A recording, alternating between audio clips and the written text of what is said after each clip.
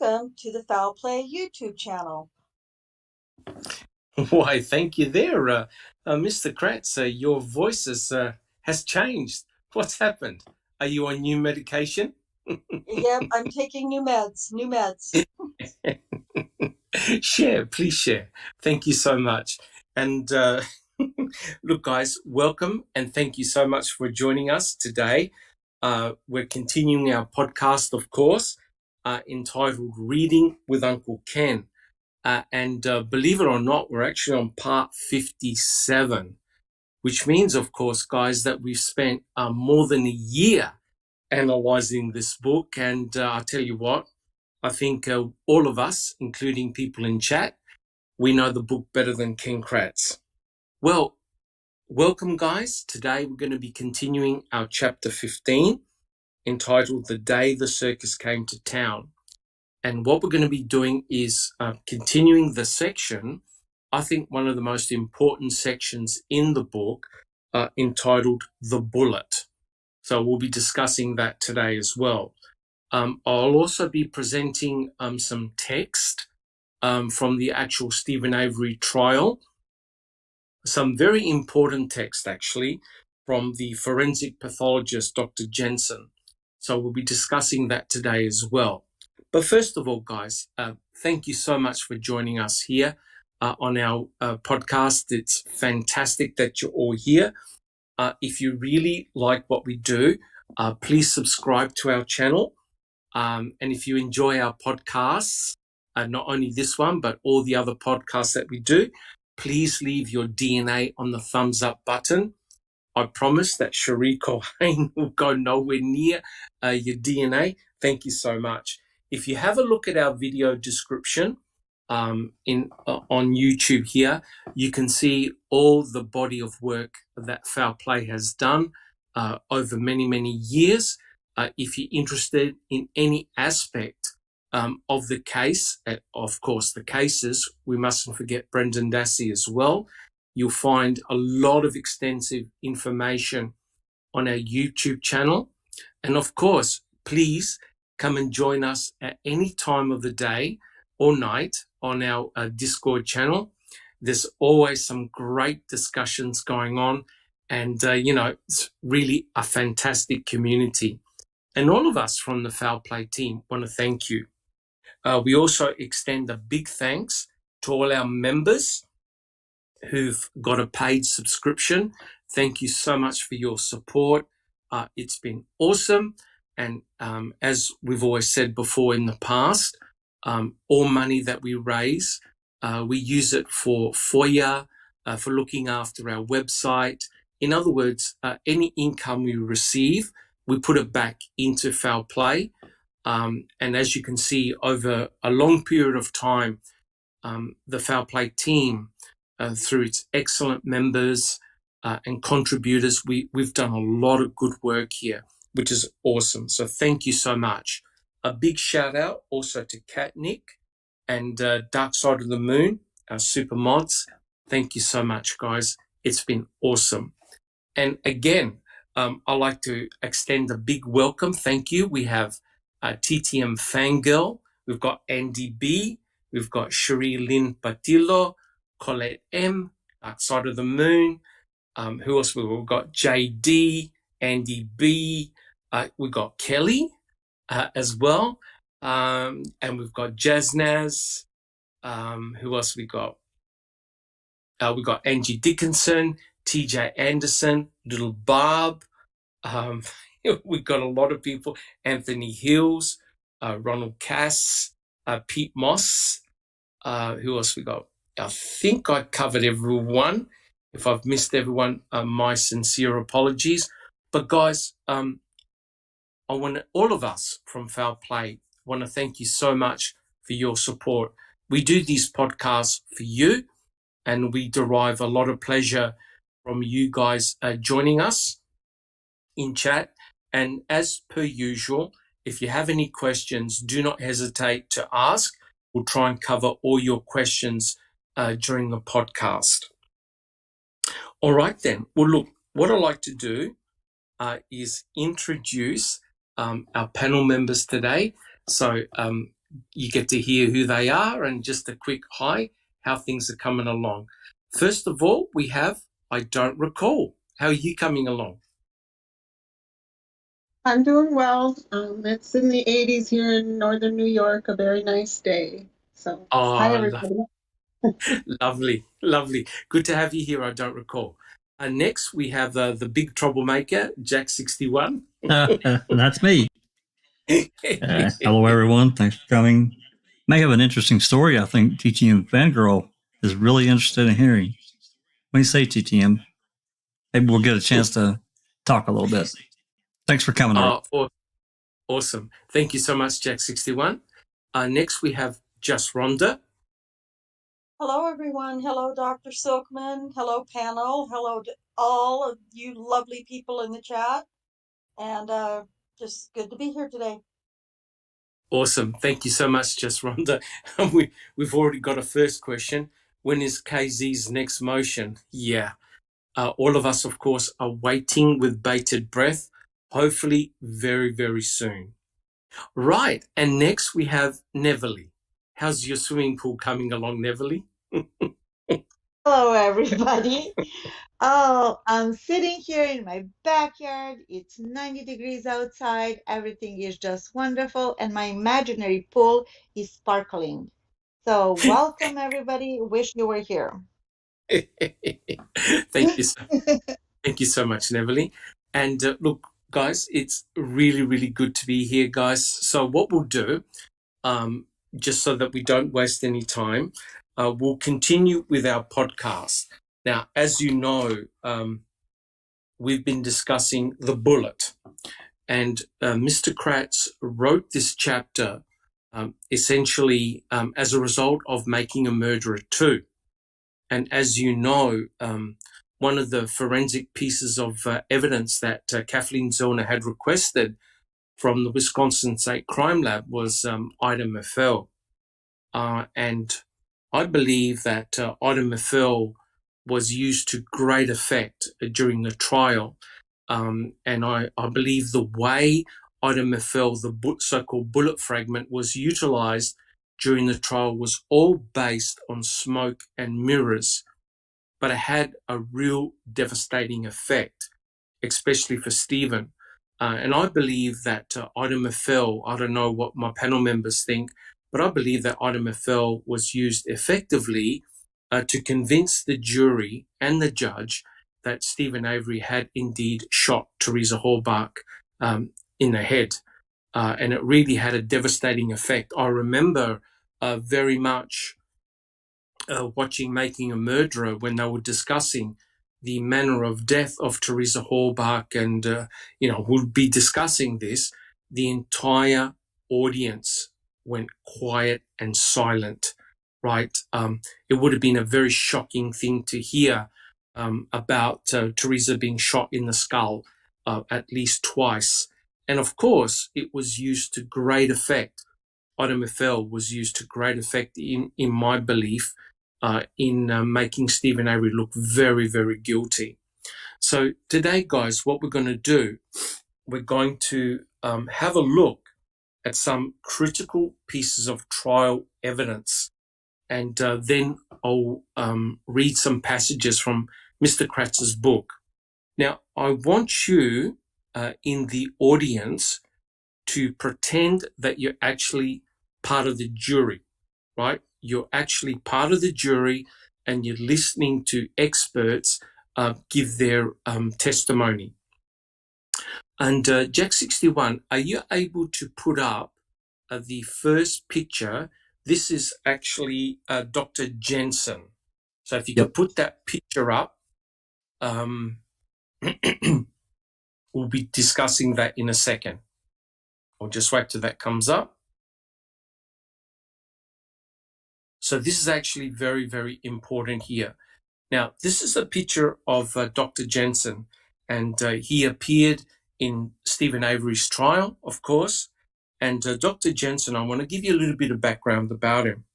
Dr. Jensen himself is a forensic pathologist. He actually is the county medical examiner for Milwaukee.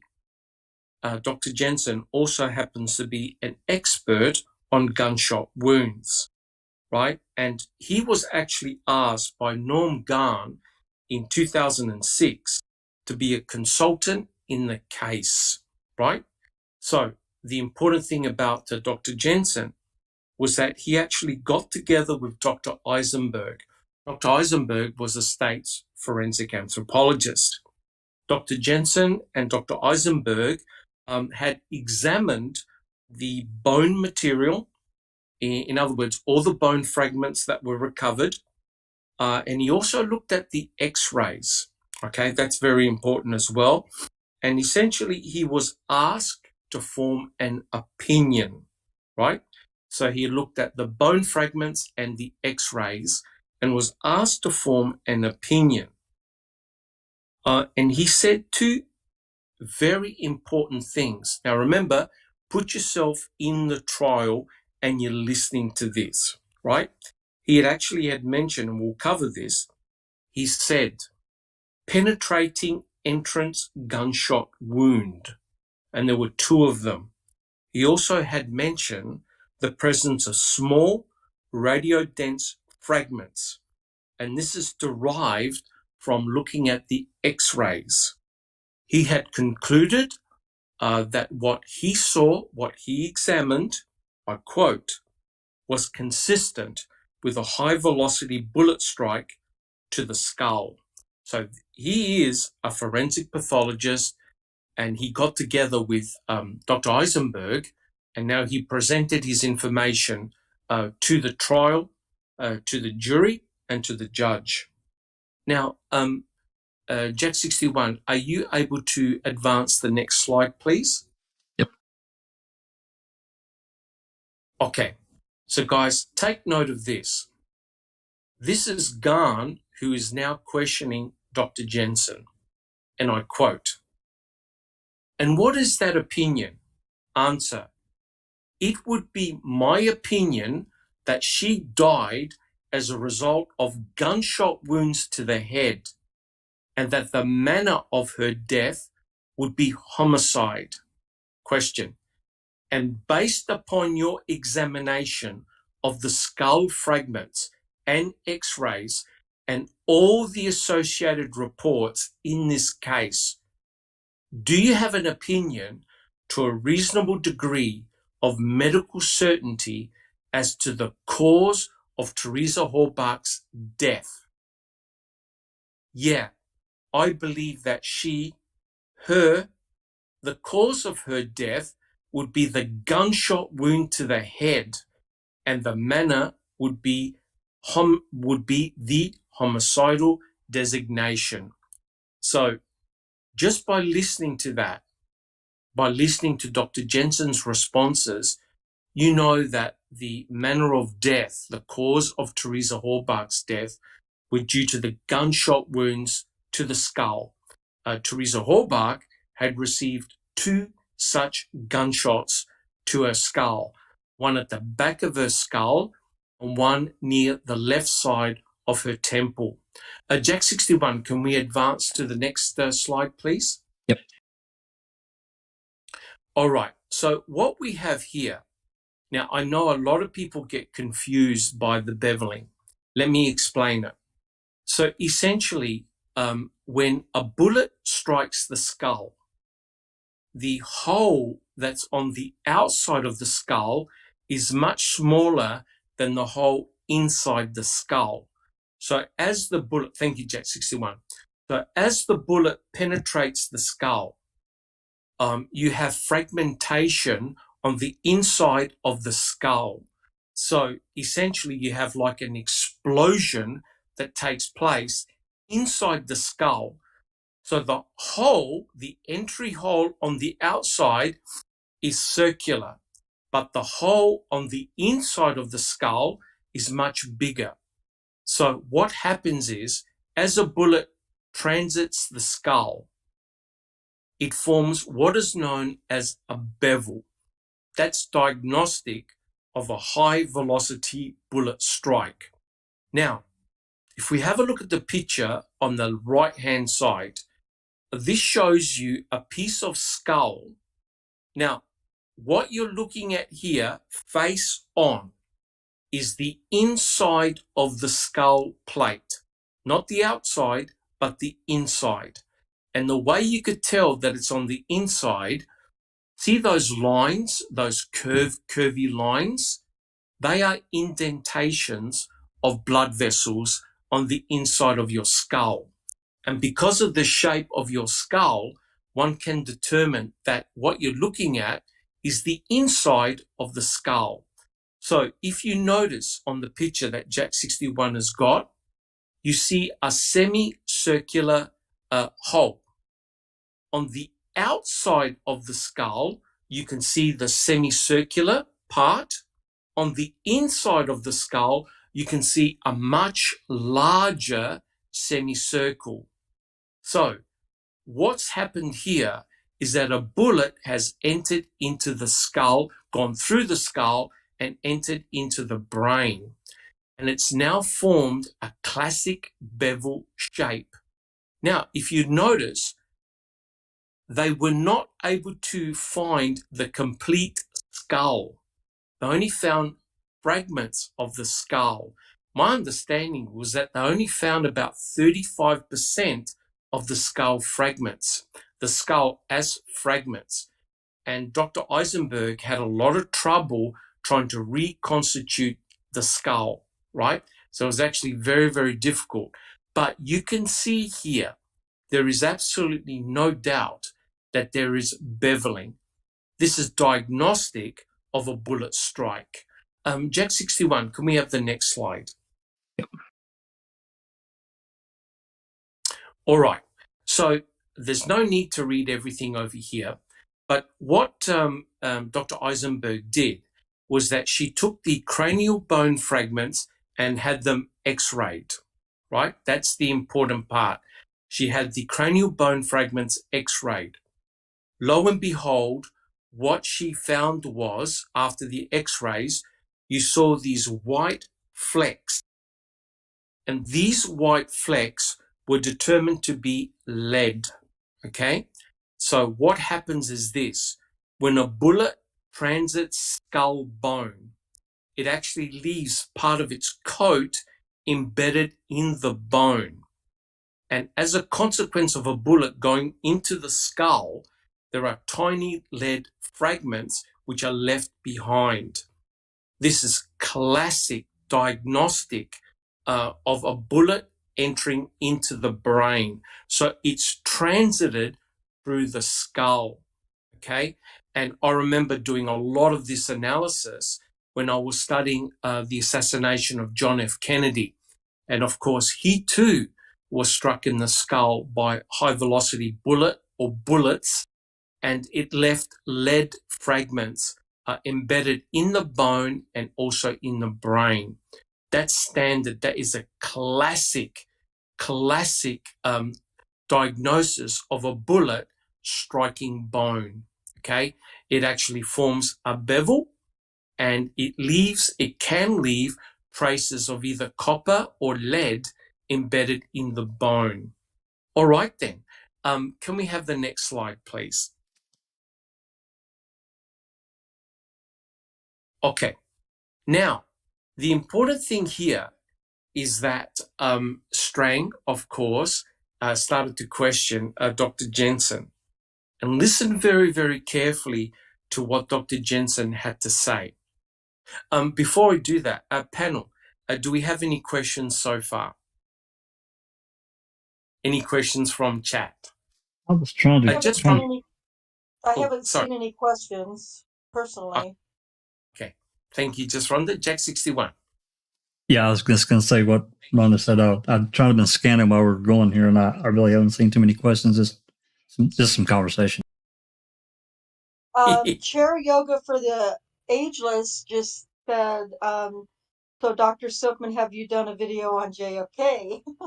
Oh, yes. dear. Yeah, actually, yes, I have. And I don't want to be diverted because I'll be talking for 4 hours. I actually had a really good chat with Jerome. And we did I think about a 2-hour podcast on talking about JFK. He wants me to do a part 2. and at some stage I will. But yeah, there's no question. Teresa Halbach was definitely shot a minimum of 2 times in the skull.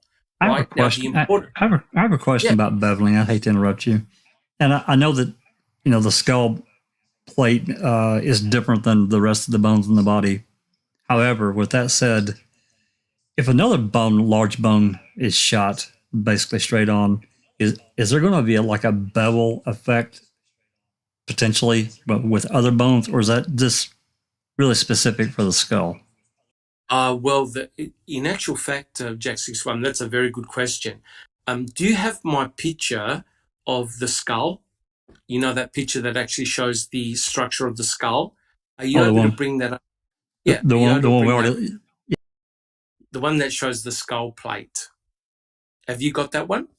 That one? Not that one. Not that one. There was another one that shows a cross section of the skull. Do you have that one?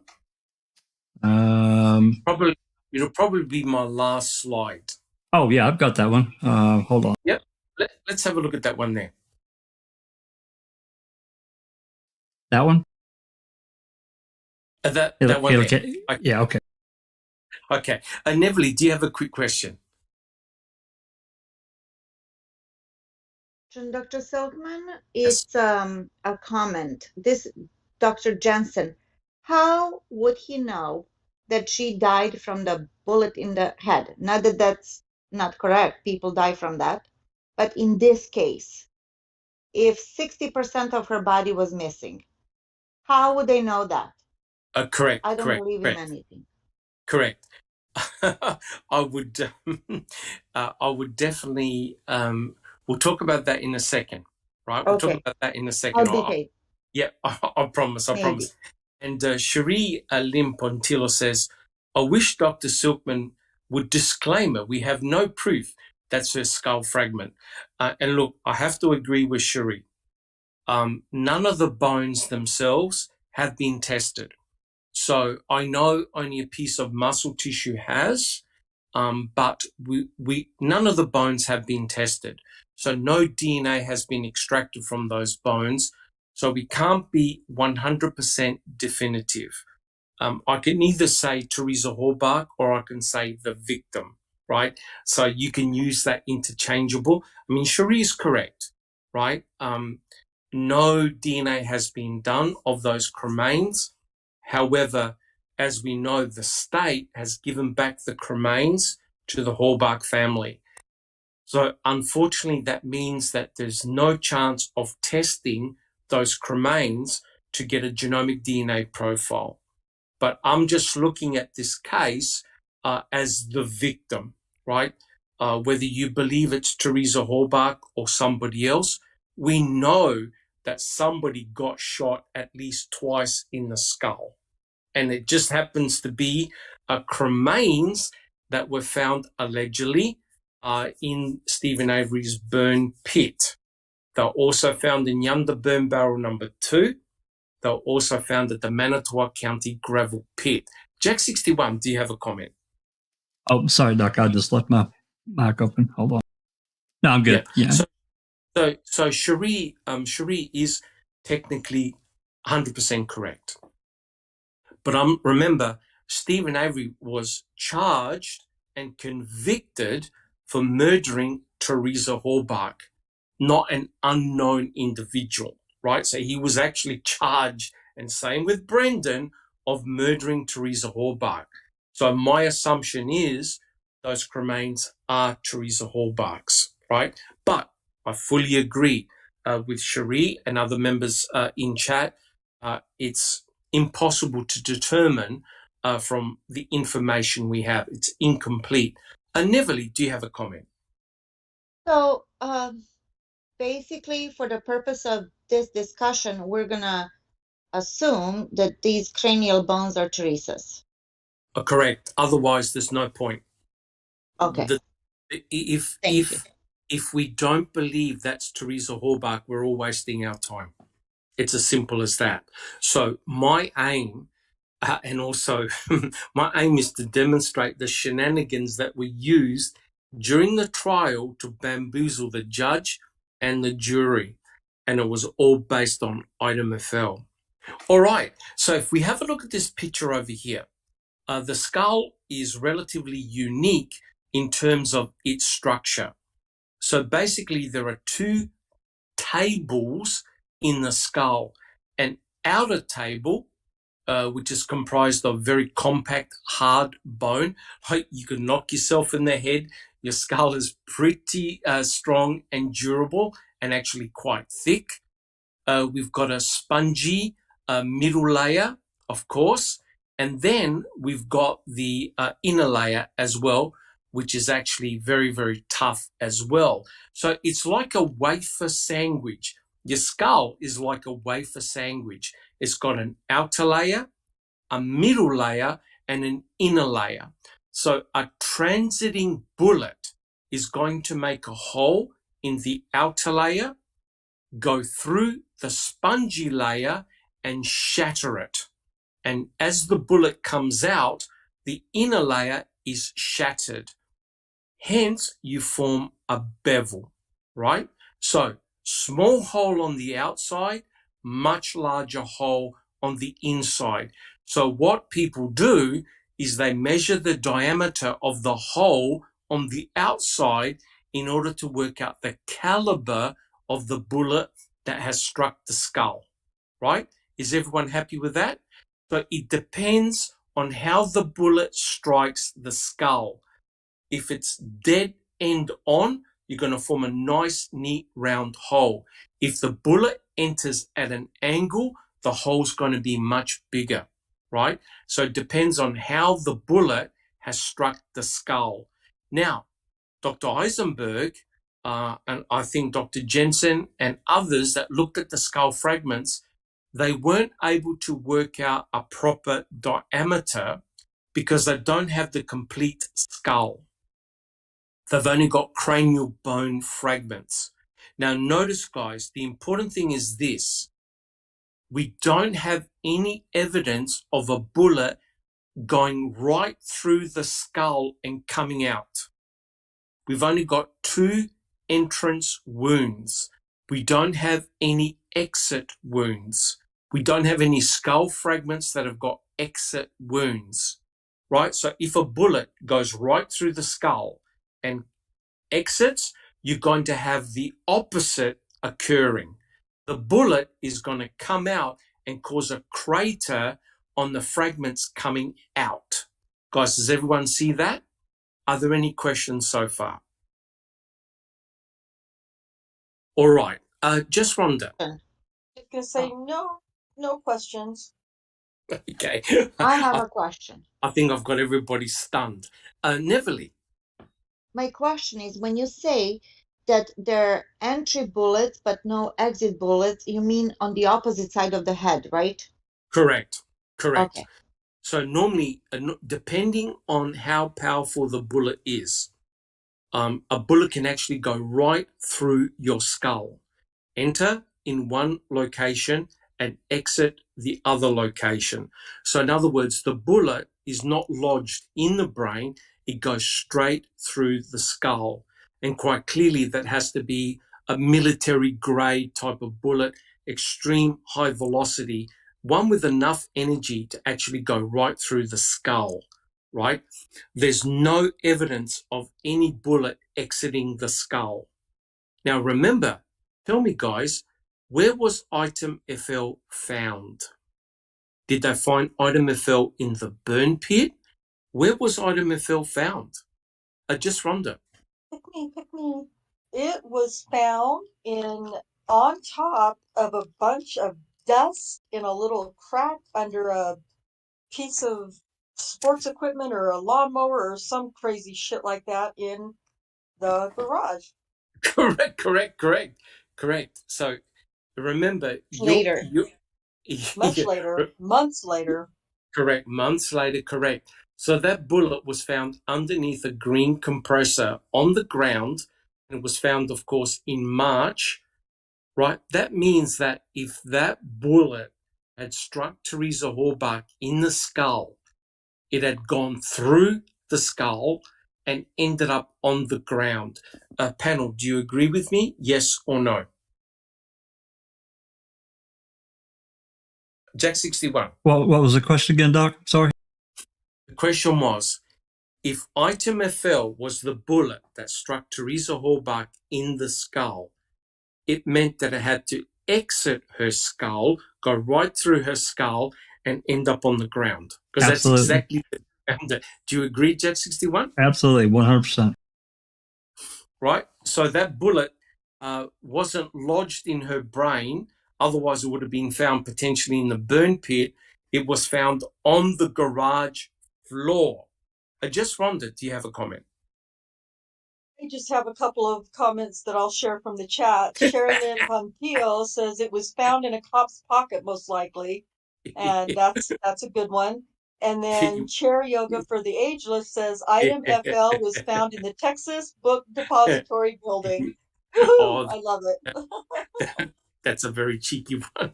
Yeah, don't get me started on CE399, the so-called magic bullet. In all jokes aside, this item FL was the equivalent bullet, the bullet that allegedly went through JFK and John Connolly. Right, this is the so-called pristine magic bullet in the Stephen Avery trial, right? So I want to demonstrate to you the shenanigans that were utilized during the trial. Okay, now, with the next slide, guys, this is a very important one, so please take note. So Dean Strang now was questioning Dr. Jensen. I quote, now in your opinion, the cause of death here was 1 or 2 gunshot wounds. Answer, yes. Question, to the head? Answer, correct. Question, all right, tell the ladies and gentlemen of the jury all of the information you have in this case that allows you to conclude that either of the 2 bullets here first struck skull bone while the victim was alive. Okay, could you repeat that question? Now, remember, Neverly and I think just Rhonda came up with the scenario saying, well, how the hell do you know that Teresa Horbach was actually alive when the bullet struck? Neverly, is that basically what you were asking? Neverly, is that what you were? Yes. Yeah, how would you know? Yep. So Strang actually asked Dr. Jensen that question. Okay, so Dr. Jensen goes, okay, could you repeat that question? Jack, can we have the next slide, please? So that's a very, very good question. Now, I know that there's a lot of information, but remember, guys sitting in the audience and panel members, you're now sitting in the jury, okay? You're listening to what Dr. Jensen is saying. I quote, this is Strang. Sure, I would like you to simply tell the ladies and gentlemen of the jury what information you have here that allows you to conclude that either of these gunshot wounds occurred while the victim was alive. That is, bullet struck bone while that person was alive. Have a listen to the response. I don't specifically think that there's any one piece of information that would say that the person was alive with a beating heart or an intact brain. There's material, and I was given information that there was a spent bullet recovered at the scene that contained the blood specimens of the decedent. Let me repeat that. There's material, and I was given information that there was a spent bullet recovered at the scene that contained the blood specimens of the decedent. Jack 61. That's a game changer. Guys, you got to understand that statement was huge. that Dr. Jensen said. Huge. That a spent bullet recovered at the scene that contained the blood specimens of the decedent. That's crucial because remember, guys, the only 2 bullet fragments that were presented during the trial were what, guys? What were the 2 bullet fragments presented to the jury and the judge? Does anyone remember? Jack 61. Item FK and item FL. Item FL and item FK, right? So be under no illusions. We're talking about 2 bullet fragments, item FL, item FK. Dr. Jensen, who examined the cremains and the x-rays, just said that somebody told him that one of the bullets had contained blood from the victim. Okay, I continue. Listen carefully. And that would be indicative to me that the bullet had passed through the brain at a time, whether it was liquefied blood or that it wasn't going through specifically bone fragments. Now think about it, guys. If the bullet strikes skull, it's going through bone. Okay? Now, think about it. 2 bullets were presented during the trial, item FL, item FK. 2 cranial bone fragments were discovered, allegedly in the burn pit, that had bullet entrance wounds. So be under no illusions. The jury and the judge are hearing this, and Dr. Jensen just said, I quote, the bullet had passed through the brain at a time whether it was liquefied blood, right? Which means that the blood was present in the brain, the bullet went through the skull and came out with blood on it. Okay, so it went through the skull, meaning it had to strike bone. And then in the same sentence, he goes, or that it wasn't going through specifically bone fragments, which is a very contradictory statement. Just Rhonda, do you have a comment? From Nan's Life 7, she says, I want to know how legally are they allowed to tell Jensen that a bullet was found with the victim's blood on it? Good 100% question. correct. 100% correct. Now, if you're sitting there in the jury and you've forgotten the testimony of Cherie Culhane, which we'll examine in a minute, you're thinking, oh my God, this bullet really did pass through her brain, right? So the jury have seen the cranial bone fragments with beveling. They've seen the cranial bone fragments with lead fragments. Now, Dr. Jensen said, oh yeah, this bullet could have easily passed through her brain at a time that it had blood in it. The jury are putting 2 and 2 together thinking, oh my God, he really did shoot Teresa Halbach in the skull twice. So now the jury is starting to put all of these things together thinking, oh my God. Remember, they would have heard the press conference, the March 1st press conference by Kratz, and they would have been thinking, oh my God, it's true. He really did shoot Teresa Halbach, right? So let me continue.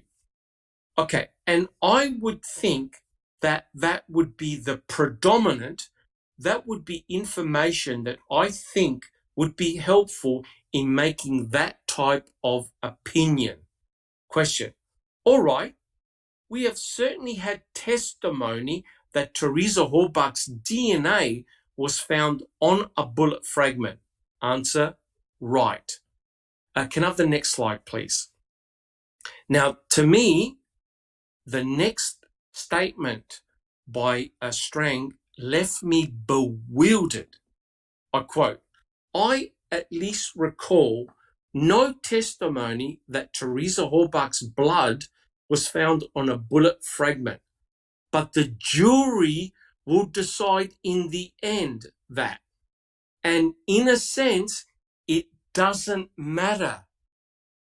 Oh my God, panel members, did it actually matter? Yes or no?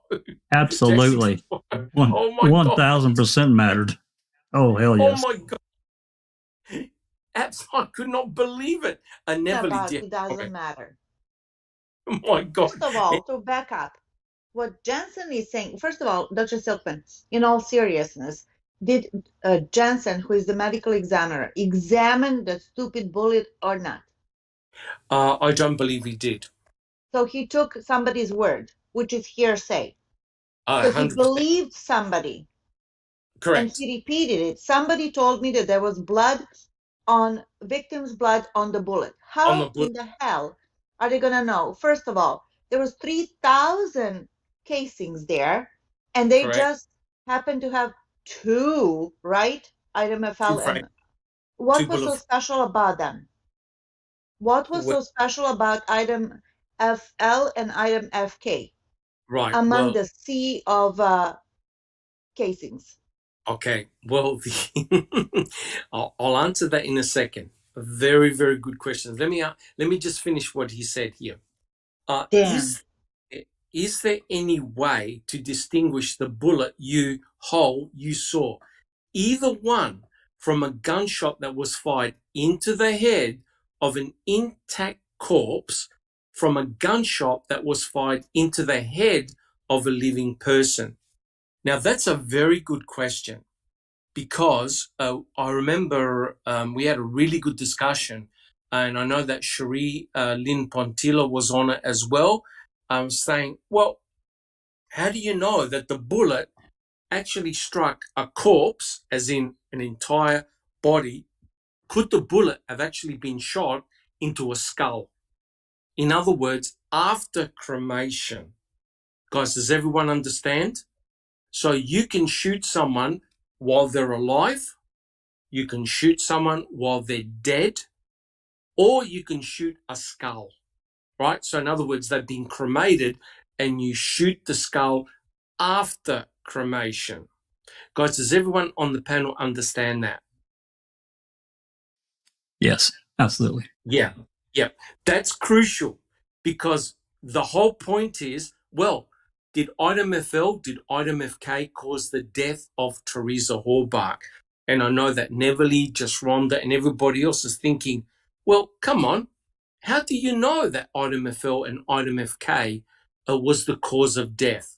So have a listen to what Dr. Jensen said. I don't think I could make a definitive determination based on whether the individual was in a peri-mortem time frame or whether the individual was skeletonized. So shooting before death, shooting after cremation. Because to be a skeleton, you needed to be cremated. It would be my opinion that the wounds showed an intact, robust bone that is consistent with what I would say non-skeletonized material, meaning that these look typically like an entrance wound through a bone of a person who is not a skeleton. So in other words, he's saying, no, she was shot while she was intact, hadn't been cremated first, shot first, cremated second. I continue. And the reason I describe that, and I would make that clarity, is that in a skeletonized bone, where you have got dried bone material, as the bullet passes through it, I would suspect that there would be a different kind of fracturing and that it wouldn't get the same type of gunshot wound, particularly if we can have the next slide. Thank you, Jack61. In the parietal bone fragment that I can see, that would just be my opinion on that. So what Dr. Jensen is saying, and he was correct, that if you fire a bullet into bone that's been cremated, dry bone that's been cremated, the bullet fragment is going to shatter. As the bone fragment is going to shatter. You're not going to get that nice round hole and a bevel, right? Think about it. The bone has already been dried. It's no longer part of a skull, no brain, no tissue, no skin. That bone fragment will literally explode. I continue. Okay, so I'm trying to track you here. But as I understand, you think these bullet holes were made before the body was in a purely skeletal condition. Answer, yes. So there's no doubt, guys, in the audience, chat, panel, there's no doubt the jury is listening to this and they're going, okay, we've got cranial bone fragments that suggest that Teresa Horbach was either alive or she was dead, but she wasn't cremated first, which meant that somebody had shot Teresa Horbach at least twice in an execution-style death. One in the back, towards the left-hand side on the back of the skull, and then one near the left temple. Just Rhonda, do you have a comment? From the chat from Pete Moss, he says, if she was shot and then cremated, do you think there would still be, whoop, it jumped on me.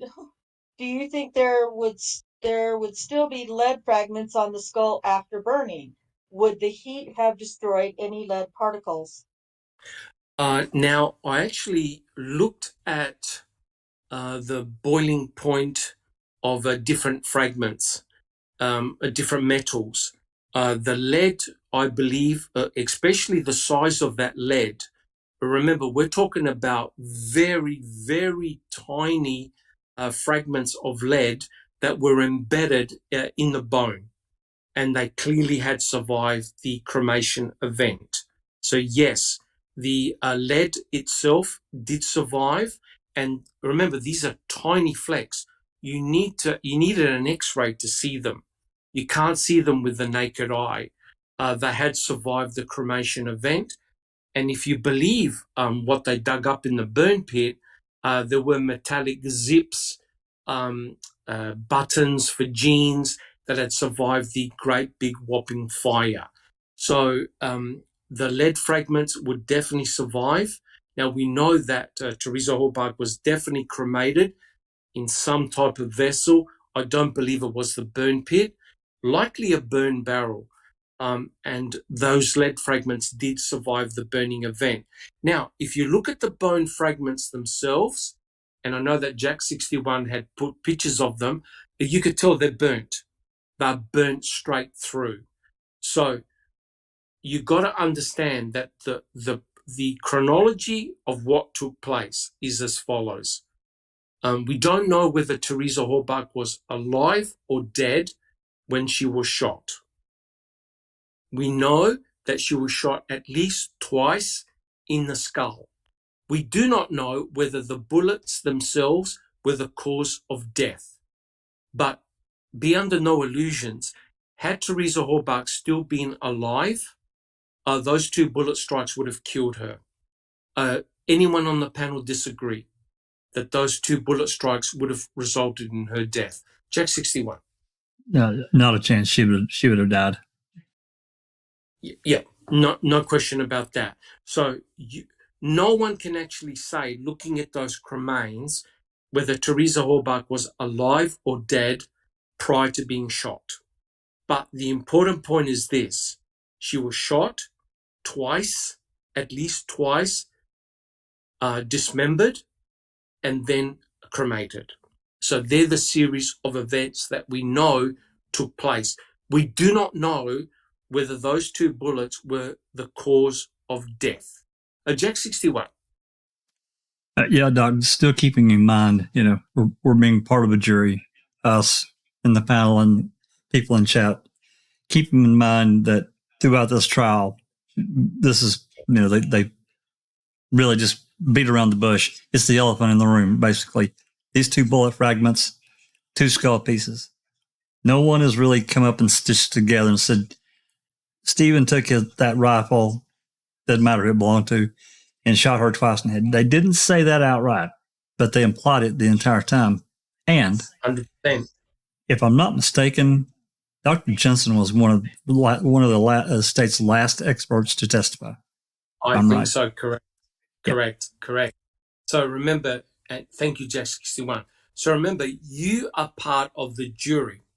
The people in the audience are part of the jury, and you're hearing all this information. Now, I want to go down the panel, and I want to ask you, if you're part of the jury, at the moment, are you convinced, yes or no, that the shooting was done by Stephen Avery? When you consider that itemophilia was traced to the rifle that was hanging in Stephen Avery's bedroom, they definitively showed that the Marlin .22 rifle that was in Stephen Avery's bedroom definitely had fired itemophilia. And we mustn't forget that Cherie Cohen had isolated Teresa Horbach's genomic DNA on that bullet, and it was found on the ground in Stephen Avery's garage. Now, panel, I'm going to ask you, you're part of the jury. At this stage, are you thinking guilty or not guilty? I don't recall. What do you say at this stage? Guilty or not guilty? Well, I couldn't say for, the whole trial. I don't know what all came before it, but just from this, what we're reading today, it, definitely would point that way. Yeah, it's not looking good. It's not looking good. Jet 61, what's your thoughts? You're a jury member. Yeah, based on, everything we've talked about. I mean, not considering some of the other, but this is really powerful testimony. When you consider all of it, plus what Dr. Jensen's saying, again, it's another stitch of tying this rope up without actually saying the exact words. It's still the over implication of what Kratz wanted done, gone, foul. This is what they wanted. They didn't have to say it. They didn't have to say the words. They just implied it. So, yeah, guilty. Absolutely. Guilty. Thank you, Jack 61. Just Rhonda. You're part of the jury. What are you thinking at this stage? The jury, there's definitely a huge inference that this occurred and that Stephen Avery would be guilty. Correct. Thank you very much, Just Rhonda. Neverly, what's your conclusion being part of the jury? As a jury member on that trial regarding Dr. Jensen's testimony, all I hear is Teresa, dead, homicide, 2 bullet fragments, 2 bullet entry wounds, dead. I don't hear FL, FK. I don't hear any of that mumbo jumbo because I don't think they understand either. And I say he's guilty. Thank you. Yeah. So, thank you. And Neverly, did you have a comment? Did you also have a comment? Well, maybe later when we finish this. Kelly said like 5-10 minutes ago, she said, if I remember correctly, somebody reported hearing a gunshot around the 3rd-ish of November. Correct. Yeah. That's correct. And also, Chair Yoga for the Ageless asked, could this line up with a hole in the window of the RAV found in the turnaround? Remember, there was a report of that? Yes. That's another rabbit hole altogether. Correct. If you have a look at the RAV4, there's, as we see it today, there's no evidence of any bullets or bullet being discharged on the RAV or in the RAV, right? So in actual fact, when Brendan Dassey said, yeah, we shot her in the RAV4, Fassbender and Wiegert immediately corrected him by saying, no, Brendan, that could not be the case. So you know that you're going to get a spray, a characteristic spray of blood, especially if you shoot someone in the skull twice. There's going to be blood flying absolutely everywhere, huge pools of blood. You don't find that at all. So Brendan Dassey was corrected by Fassbender and Wiegert saying, no, Brendan, you're mistaken. you couldn't have shot Teresa Hallbach inside the RAV4. And Neverly, do you have a comment? The bullet can be traced to the gun, but there is no evidence to support when the bullet fired it. When the bullet was fired, it could have been months or years earlier. Exactly, Pete Moss. Exactly. Yep, that's 100% correct. You've got to understand that when they spoke to Roland Johnson, who's the actual owner of the rifle, he stated that he had fired 3,000 rounds, .22 bullets, all around the Avery salvage yard, including the garage, right? Now, I don't even know whether they examined the rifle to show that it had fired any bullets at all or was used recently. But they did trace that the rifle did fire item FL. Item FK was too mangled. They actually couldn't determine what rifle had fired item FK. But with item FL, they could tell by looking at the bullets. When you fire a bullet through a barrel, it leaves lands and grooves on it, characteristic marks, and they can determine the twist, the way the bullet twists as it goes through the barrel. They can determine, I think that it was a right-handed twist. They were able to determine that the rifle had fired item FL, no doubt. But the inference that they wanted you to think was because Roland Johnson's rifle was sitting in Stephen Avery's bedroom, that he had fired the rifle that fired item FL into Teresa Hallbach's skull, killing her, and the bullet somehow magically landed underneath a green compressor that no one saw in November, and it was only found after Wiegert had told Brendan, who shot her in the head. Now, that's what the state wants you to believe. Now, it's true. There's no way you can know when item FL was actually fired. Could have been fired a year ago, a week ago, a day ago. You don't know. That's 100% correct. But what the state wants you to believe, especially with what Cherie Cohen had found, that it was because she found the presence of Teresa Hallbach's DNA on that bullet, that Stephen Avery had fired item FL to Teresa Hallbach's skull, right? In other words, item FL went through Teresa Hallbach, ended up on the ground, and it had her DNA on it, right? So that's what the state wants you to believe, okay? All right, so guys, can we have the next slide, please? So if we can put up the next slide. So now, this is previous. This is Strang, I think it's Buting, talking to Cherie Cohen, right? Now, I'm not sure whether jury members write down notes, but this is the questioning of Cherie Cohen. Question. Okay, let's go to the bullet for a minute, just to clear up a couple of things. The bullet that you tested, you didn't get it until April or March, actually, right? Next slide. So this is Cherie Cohen being questioned. Yes, that's correct. Now take note. And to the eye, you didn't see any blood visible. Answer, that's correct. So how on earth did Dr. Jensen get the mental note that one of the bullets had the decedent's blood on it? It could not have been from Cherie Cohen. Well, she said, I quote, and to the eye, you didn't see any blood visible. Answer, that's correct. Jack 61. Remember the phone call on November 9th or November 10th? I don't remember which day. With Pagel? That's Pagel.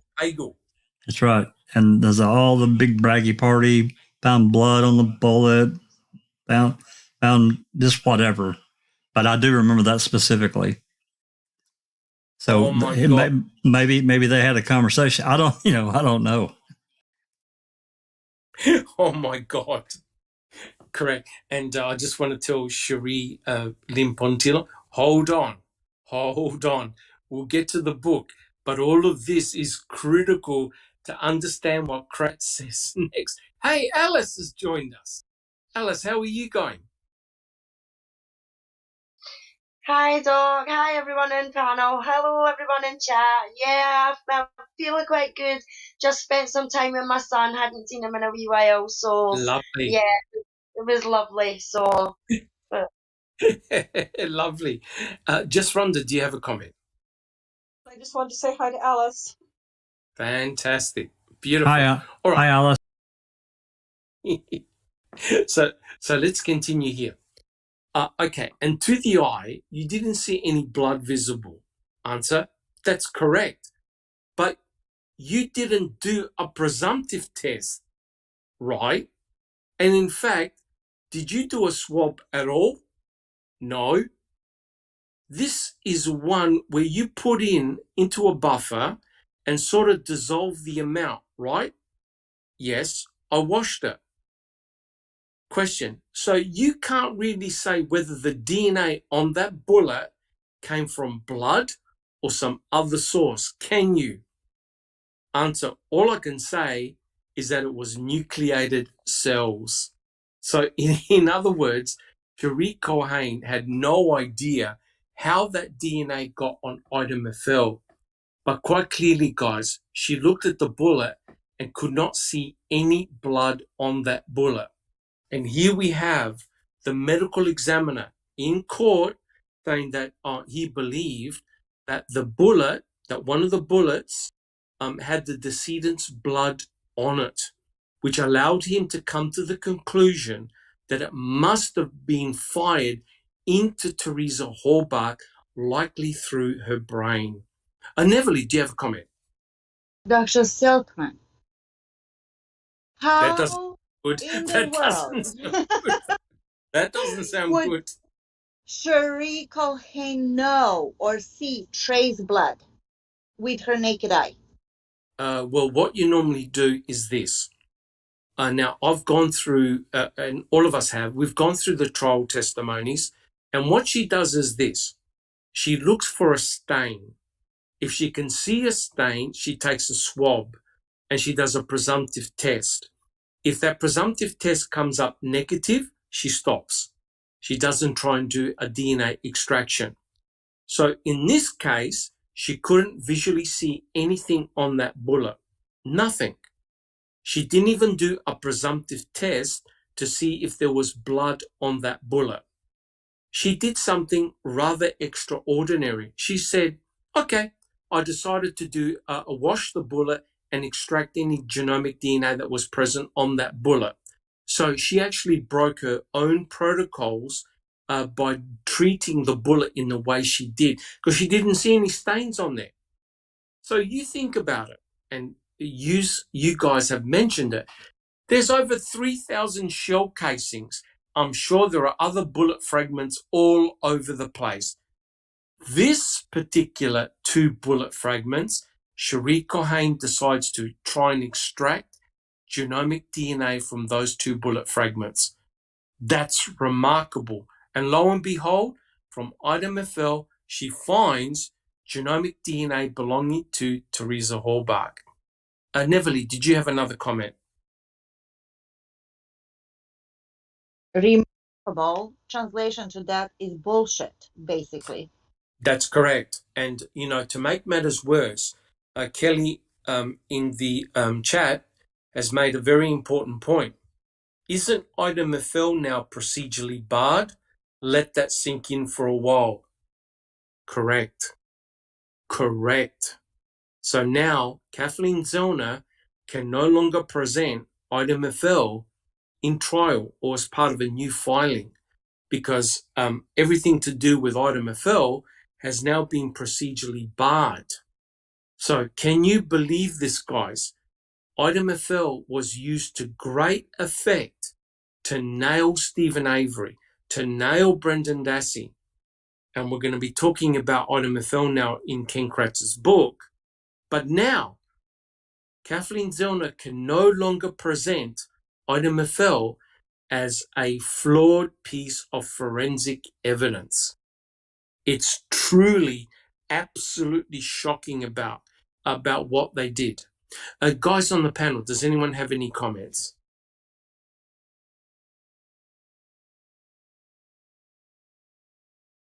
Neverly.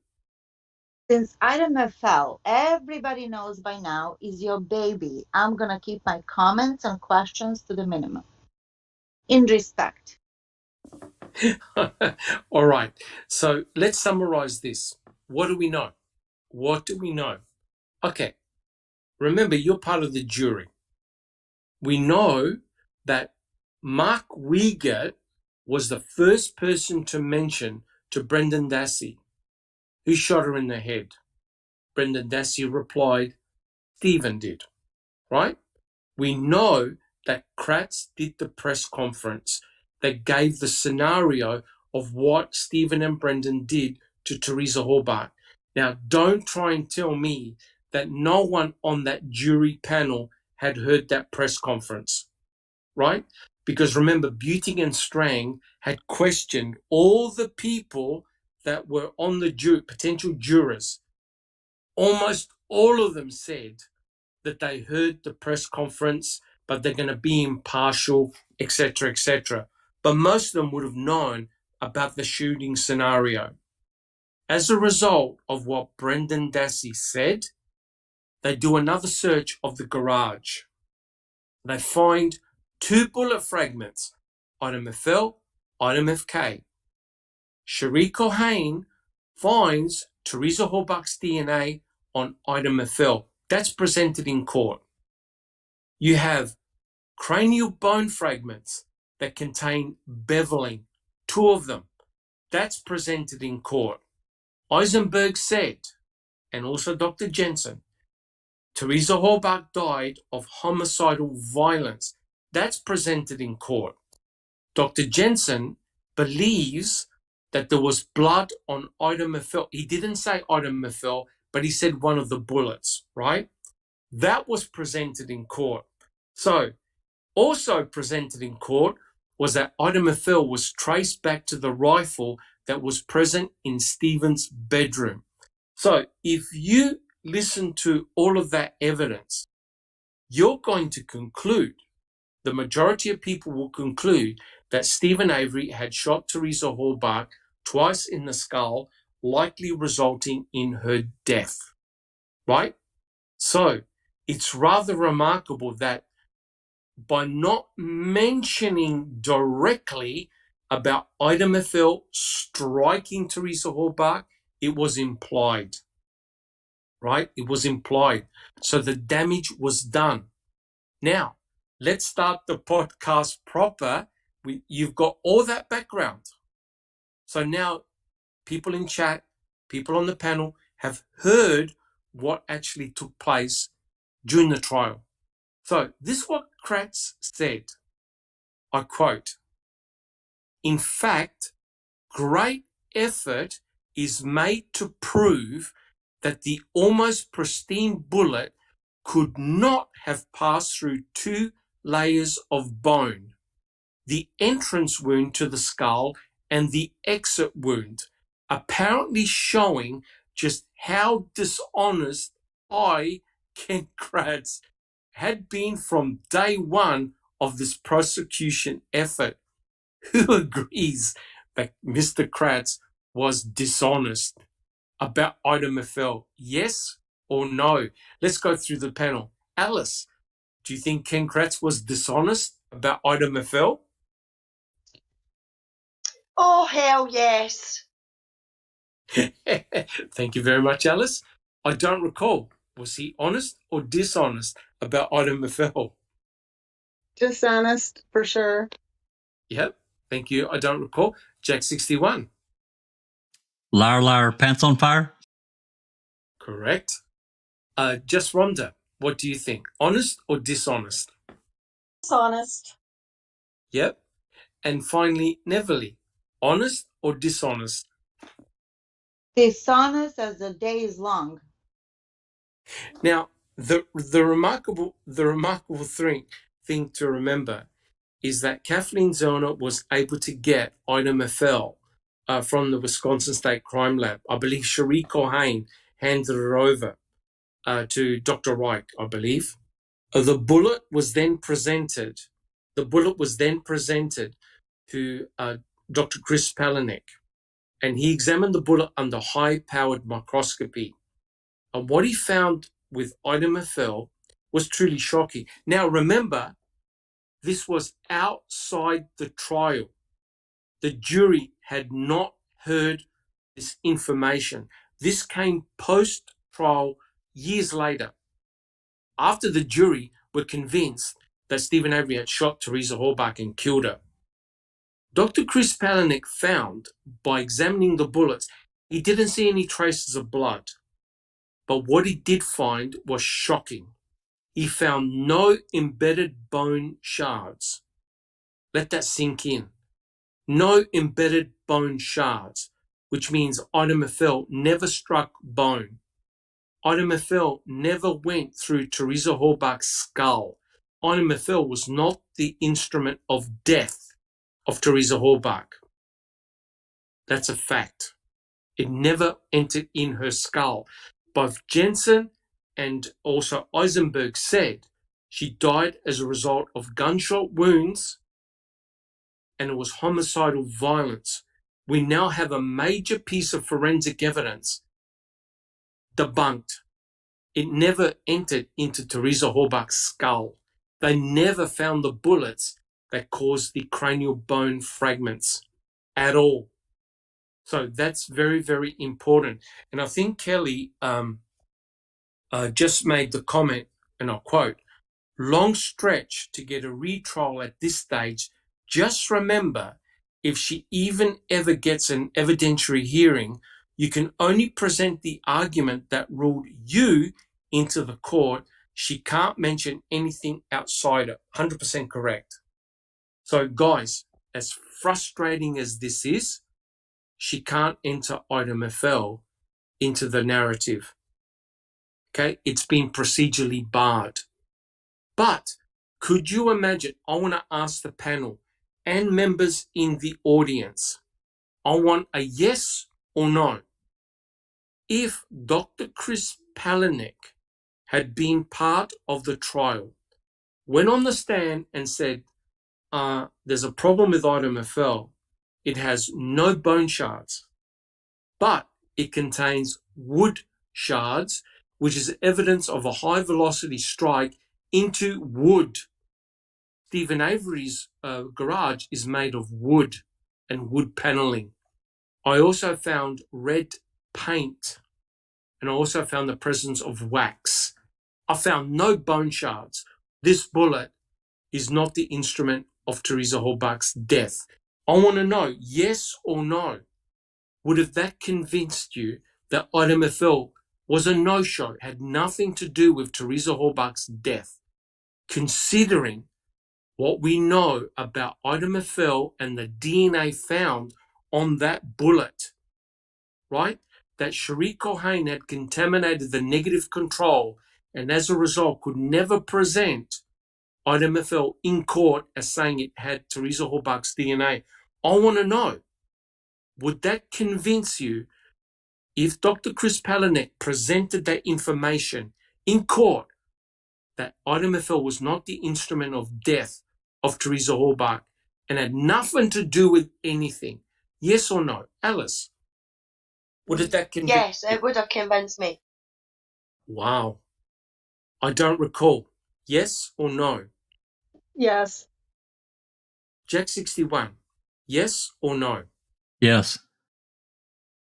Just Rhonda. Yes or no? Yes. Thank you. And Neverly. Yes or no? Would that have convinced you? And Neverly, we didn't hear you. Yes or no? Yes, it would. Okay. So here's the frustrating bit. And Kelly hit the nail on the head, right? Hit the nail on the head. You now can't present item FL. whatever was presented in trial has been, that's the truth, per se. That is the truth. So now Kathleen Zellner has got an uphill battle, a huge uphill battle. You can't present what's been looked at outside the trial.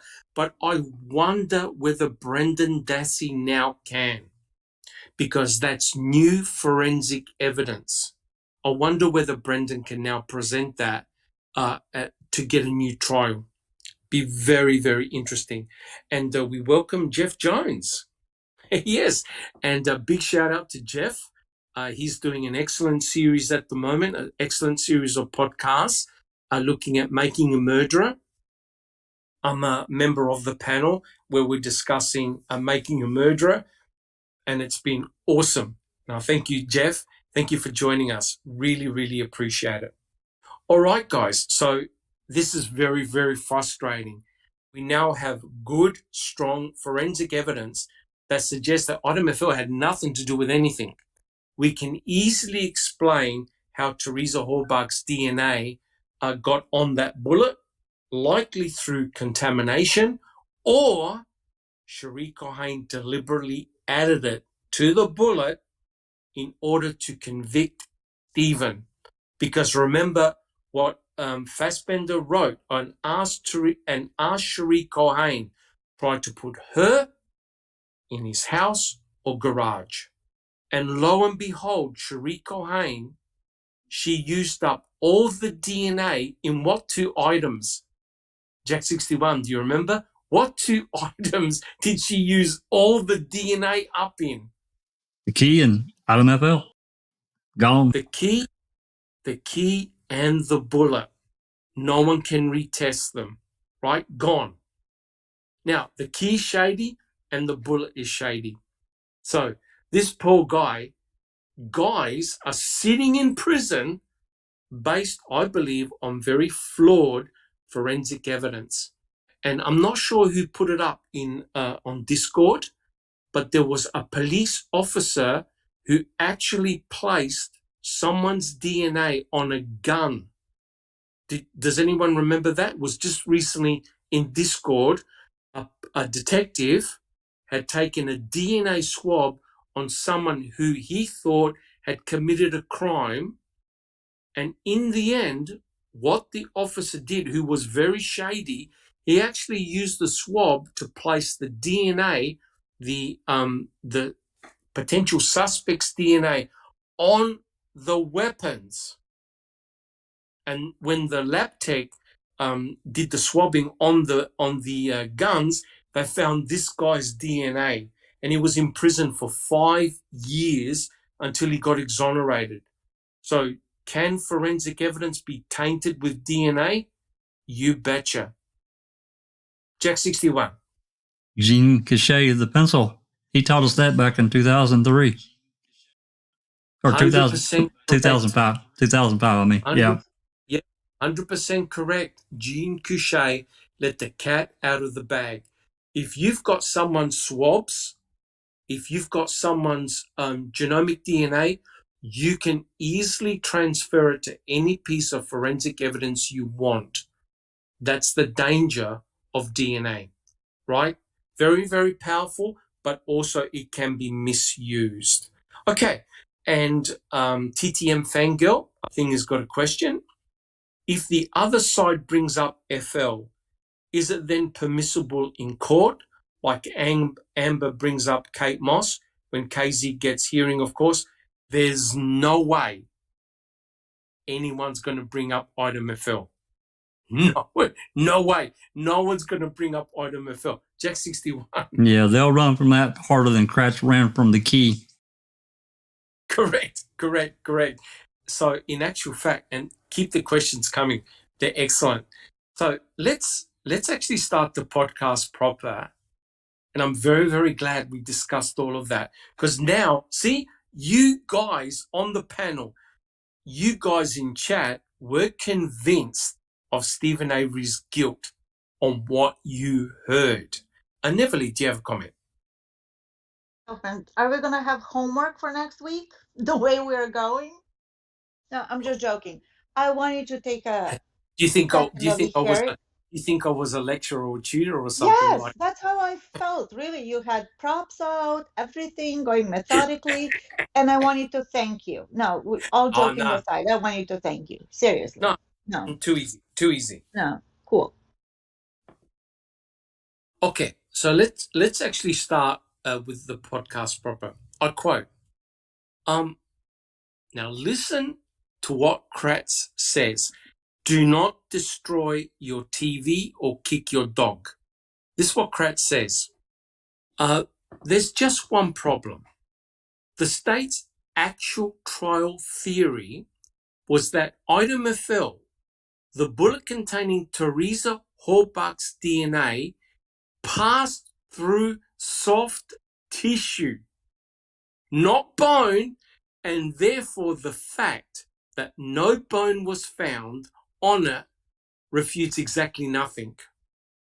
Nowhere in almost 7 weeks of trial transcripts will you find me claiming that Ida Mafel was the bullet that caused either of the 2 entrance wounds found by Dr. Eisenberg when examining fragments of Teresa's skull. Fuck me, I'm out of here. I've had enough.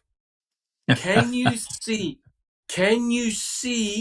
what Mr. Kratz has just now done? Can you see what he has now cleverly used Ida Mafel during the trial, very, very cleverly, and now after Dr. Chris Palanek debunked Ida Mafel, he's now saying, hey, we never said Ida Mafel went through Teresa Horbach's skull. We never said that it killed Teresa Horbach. It passed through soft tissue. What he's saying is that Ida Mafel was fired into Teresa Horbach, went right through her, did not strike bone, and wait for it, it had to go through a layer of skin. It had to go through the body. It had to exit a layer of skin. And it never picked up any fat, muscle, organ, blood, nothing. And it ended up underneath the compressor with nothing on it. The bullet went through and through. A human being picked up no biological material and ended up with wooden shards in it at high velocity. So does that mean that this bullet bounced off the magic tarp that was bulletproof, hit concrete, bounced up and hit a wooden surface at high velocity? That's what Kratz is essentially saying occurred to Ida Mafel. That it didn't strike bone, had nothing to do with Teresa Horbach being killed. It went through her body and picked up no biological material. Jack 61. Help me. I've almost had enough. I've almost had enough. I was just gonna say, Doc, do we have another magic bullet here, just like in Dallas? We have another magic bullet here, guys. Just like we found on the stretcher in the Dallas Hospital, CE399, the magic pristine bullet that went through 2 human beings, shattered a rib, shattered an elbow, and a wrist bone, and ended up embedded in John Connolly's thigh, and it came out pristine. We now have another magic bullet, Ida Mafel. Neverly, do you have a comment? Yeah, and the magic bullet was found not on Connolly's stretcher, but on the totally different stretcher, right? 100% correct. Yep, Yeah. Correct. Fun. Yep, correct. So, now Ken Kratz is now backpedaling. He got caught out. The state got caught out. right? They tried to give the impression that Ida Methel was the instrument of death, right? Traced back to Stephen Avery's rifle, and that Stephen had fired Ida Methel, Ida MFK, causing the cranial bone fragments, resulting in the death of Teresa Halbach in the garage, right? So it was successfully done in trial without saying so. It was all implied. Now, here's the question that I want to ask to the panel. Why does Ida Methel have wooden shards embedded in it and no noted blood or tissue if it went through Teresa Halbach? But what I'm asking the panel is, can you please explain Ida Methel to me? I'm going to go down the panel, and I want people in chat to convince me that you can explain Ida Methel. Alice, can you explain Ida Methel? No, I could try. No, Yep. I could try. The fact that Ida Methel is one of the bullets out of the 3,000 or so that the owner of the gun fired on the property. Yeah. Was just picked up by one of them. They matched it to the gun and then went, "It was Stephen," and that's all I can give you. Well, that makes perfect sense. But Alice, explain to me why it contains wood and red paint. Because it's one of the ones that got shot through the garage, not at anybody else or something, you know what I mean? It was fired around the property. It could have been a stray bullet that's went through the actual garage, and that's how it's got paint and wood on it and not friggin' bone, because it went through no body. 100% correct. Thank you very much, Alice. I don't recall. Can you explain Ida Methel to me, or to the chat?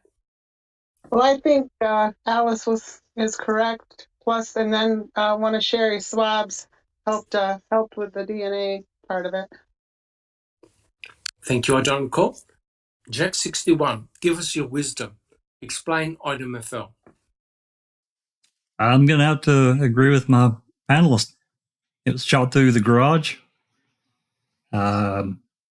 It got dropped or shook or whatever, found there after the search.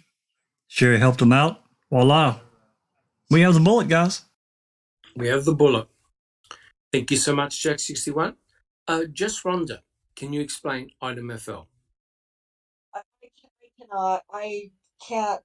No, I can't explain it. It's nonsensical, fantastical story. Unicorns and all that bullshit. Unicorns and rainbows. Yeah. Correct. Thank you, Just Rhonda. Neville, can you explain Ida Methel to us? No, I can't even begin to get to the item Methel. A, there was thousands of casings on the floor. B, we don't know when it was fired. C, it was found 5 months later. D, they emptied and destroyed the garage floor, and then they found it under the compressor. I can't. I really cannot. I'm sorry, but I cannot spin a story around that. I'm very concrete, black and white, like facts are facts. This makes no sense. Correct. It doesn't fit, and if it doesn't fit, you must acquit. Don't we know that? Correct. To me, the only way I can explain it is that Teresa Halbach was made by Geppetto, and that she was actually made of wood and painted in a red paint. That's the only way to explain it. I mean, all jokes aside, it's clear that Ida Methel, the origin of Ida Methel, was that Roland Johnson likely shot it through the garage wall and got embedded in wood. It hit the wood as a result of possibly the concrete being chipped up chipped away. Potential vibrations could have dislodged it, and either someone picked it up and put it underneath the compressor. Because we all know that there are pictures showing the compressor under the compressor in November. There's no evidence of any bullet fragment being found there. And don't forget, item FK was always there in the garage. It was embedded in a crack of concrete. No one spotted item FL, item FK when they were searching the garage in November. They had no idea about it. Lo and behold, you now, after Brendan has his coerced confession, you find the presence of item FL, item FK, and magically, item FL happens to contain Teresa Horbach's DNA. And I agree with Kelly. Item FL had nothing to do with anything until Cherie Cohen likely added genomic DNA belonging to Teresa Horbach in that bullet. So she basically did what Fassbender asked her to do. Now, if you think about this, I want a yes or no in the audience and in my panel. Would this case had been different? The turnout of this case had been different if Brendan Dassey never said a word and no item FL and item FK were ever found. Do you think it would have made a difference to the outcome? Yes or no? Alice? Yes. Interesting. I don't recall. Yes or Yeah. no? Yeah? Yes. Okay. Jet 61. Yes, but I still think they would have found a way to have at least convicted Stephen, even if Brendan wasn't along. Except of course, your case against Stephen is purely circumstantial. Yeah. Because it meant you can't place Teresa Horbach physically outside her RAV4. Anywhere on that property, you don't find her genomic DNA or prints anywhere. So item FL was crucial for the state's narrative. Just Rhonda, yes or no if there wasn't item FL or Brendan Dassey? Oh, yes, I guess, but I'm like Jack, and I'm going to go back to a previous answer from last weekend. I think I still think I know I understand everything you said, Dr. Silkman, and I agree with that as well. But I think they were going to find a way to convict Stephen of something, some way, somehow. I mean, the whole case was lied about anyway. So, they would have skirted around and continued making up lies. So yes, I think it would have made a difference. I think it could have made a difference. But I still think that they would have convicted Stephen. Okay, very, very interesting. But do you agree that the state's case would have been weakened? Yes, it would have been weakened for sure. Okay, very interesting. Neverly, yes or no about the importance of item FL? Crucial, they're a game changer. I understand that. And if I were on the jury and that wasn't presented, I would have been thinking hard, right? Okay, yep. But I'm going to stick to my answer from last week. And I said no, because they wanted to nail Stephen and they were going to nail him either way. I agree, but I think the state's case would have been harder to prove, right? Because essentially, your case about planting of forensic evidence against Stephen would have been much, much stronger. And what Kratz is saying, come on, guys, are you trying to tell me the police just magically found the bullet and were walking around with a tube of Teresa Horbach's genomic DNA and they put her DNA on the bullet and left it in the garage? No. They found the bullet, yes, but the DNA was added in the laboratory. So nobody was walking around with Teresa Horbach's genomic DNA. All of this, all the shenanigans you see in this case are done in the lab, in private, without anyone watching. It's as simple as that. And I'd like to welcome Crockett Thompson, Little Drummer Girl, and TJ Anderson to the chat. Thank you so much. And I agree with what Crockett Thompson said.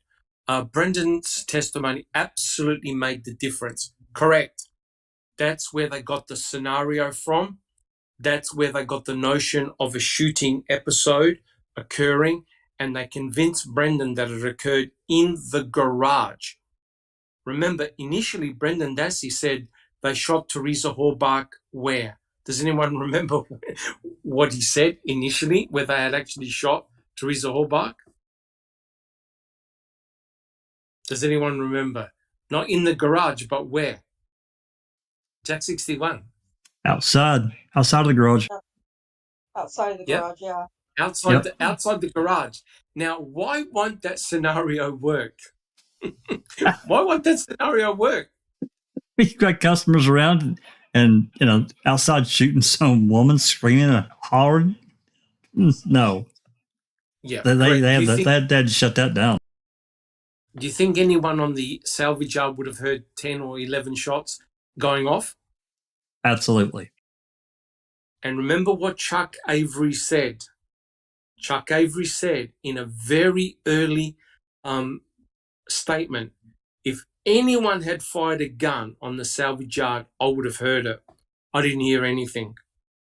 That's a very interesting statement that Chuck would mention gunfire so early on. I think it was the 6th. So that statement is very early on. And of course, potentially you can have clients and customers walking all around the property, and imagine if 10 or 11 gunshots had taken place, anyone would have heard it. No one heard a thing, right? No one would have heard a thing. All right. So quite clearly, a shooting scenario outside is no good, because remember what Ken Kratz said? Hey, there was snow all around the place. How can we possibly plant a bullet, right? Because you would see the footsteps in the snow. So the shooting scenario had to be in a controlled environment in the garage. And magically, they find 2 bullet fragments. Now, yes or no? Did anyone find any blood belonging to Teresa Horbach? Yes or no? In the garage. Any sign of blood? No Jack blood. 61. Just Oh, sorry. Yeah, that's okay. Yeah, No, that's no blood. Nothing. No blood? No blood? Now, has anyone ever seen, I hate to say this, a shooting? Someone being shot in the head? Anyone? Anyone seen the shooting? My mom did. JFK, yes. Oh. Okay. What do you notice when you're shot in the head? Blood everywhere. Lots of it. Explosion. Yep. Mist. Spray. Yep. Red mist. Yeah, red Yep. mist. In other words, blood everywhere, and you're going to get a fine mist of blood. Now, Alice, do you have a comment? No, I was just saying about blood and depending on which direction, the movement in the head and stuff like that. But yeah, blood everywhere. I agree with everyone. Correct. And, this must have been very frustrating for the investigators. They luminoled the whole place. They swabbed everywhere. They jackhammered the concrete because of what Kayla had said. They didn't find any forensic evidence of Teresa Horbach ever being inside that garage, right? And so hence, in my opinion, the state desperately needed the presence of Ida Meffel because, as Crockett stated, they needed that to make the story of what Brendan Dassey told Fassbender and Uyghur believable. So, guys, think about it. You're the jury, and Cherie Culhane comes up and says, I isolated genomic DNA from Ida Meffel that belonged to Teresa Horbach.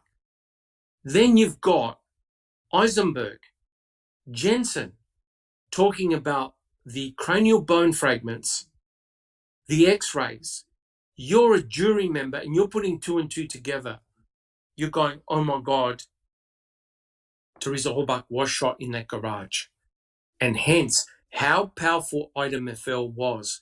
Now, let me just finish. Neverly, do you have a comment? Said something really simple and really true. She said, no blood in that garage. Next door, lots of blood, right? She's talking about the Dassey garage. Yeah. Oh, that's 100% correct. And I'm not sure whether the investigators initially did any swabbing of the garage. I don't believe they tried to find any presence of Teresa Halbach in any other garage. I mean, of course they looked, they took photographs. I don't believe they seriously looked for the presence of Teresa Halbach anywhere else, apart from the garage and Stephen Avery's trailer. But yes, there was a deer that was dismembered hanging up in Bobby Dassey's garage, and there was a bucket of blood. And very interestingly, on the ground was a bone saw, right? One that could easily cut up a human being, no problems at all. Neverly, you remember what Durst did, right, to his next door neighbor? Oh yeah, dismembered him into pieces. Correct. Yep. Yeah. He went to a hardware store and bought a bone saw and cut him up to pieces. So that's allegedly what the state are saying that Stephen and Brendan did to Teresa Halbach, dismember her, because there's evidence of cut marks in bones that have been burnt. So there's no doubt that Teresa Halbach was cut to pieces, right? Which is, truly shocking. And Neverly, do you have a comment? Yeah, Chair Yoga for the Ageless says there was that red substance that they brought up with O'Kelly.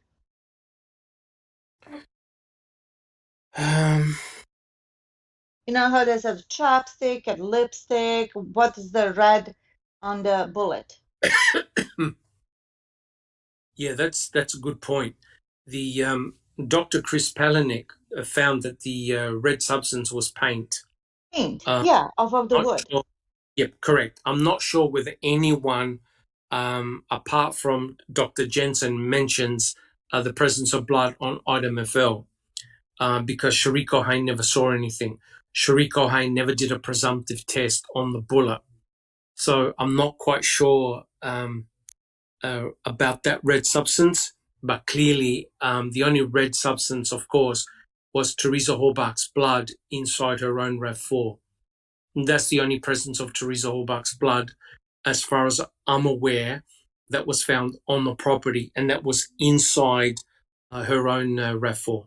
And Neverly, do you have a comment? TJ Anderson is in the house. Poor thing, he got here, he missed the roll call because somehow his fingers wandered on his device and he wound up listening to already a podcast that was previously recorded, who knows when. And he goes, I was listening to it. And then at some point he realized that he was in the wrong show. So he came back. But he's here. Oh, welcome, TJ. Thank God he's not addicted like all of us, right? Well, yeah, okay. Now, to make matters worse, look what Ken Kratz actually writes. He goes, I quote, and look at the tone that he writes this in. I'll read it. Just because the state found 2 bullet fragments and 2 entrance wounds does not mean that pair of findings is any way related. To advance a headshot theory for those bullets, we would also have needed to uncover evidence of exit wounds in other skull fragments. None were found. So notice what Mr. Kratz has done. He's now totally ignored Ida Meffel, Ida MFK. He's saying, don't worry about it, guys. We never found evidence of an exit wound. Now think about this.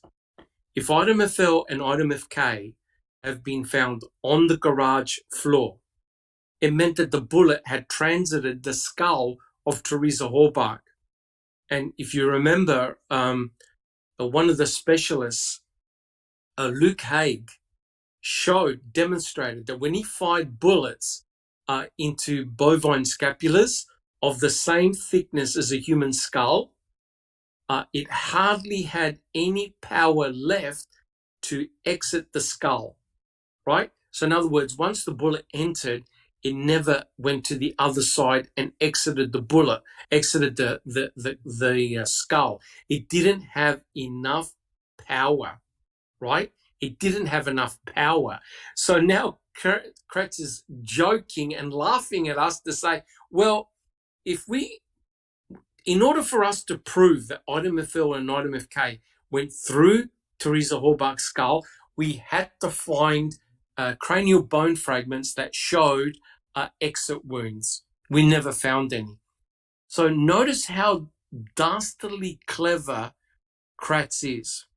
They used item FL to great effect during the trial.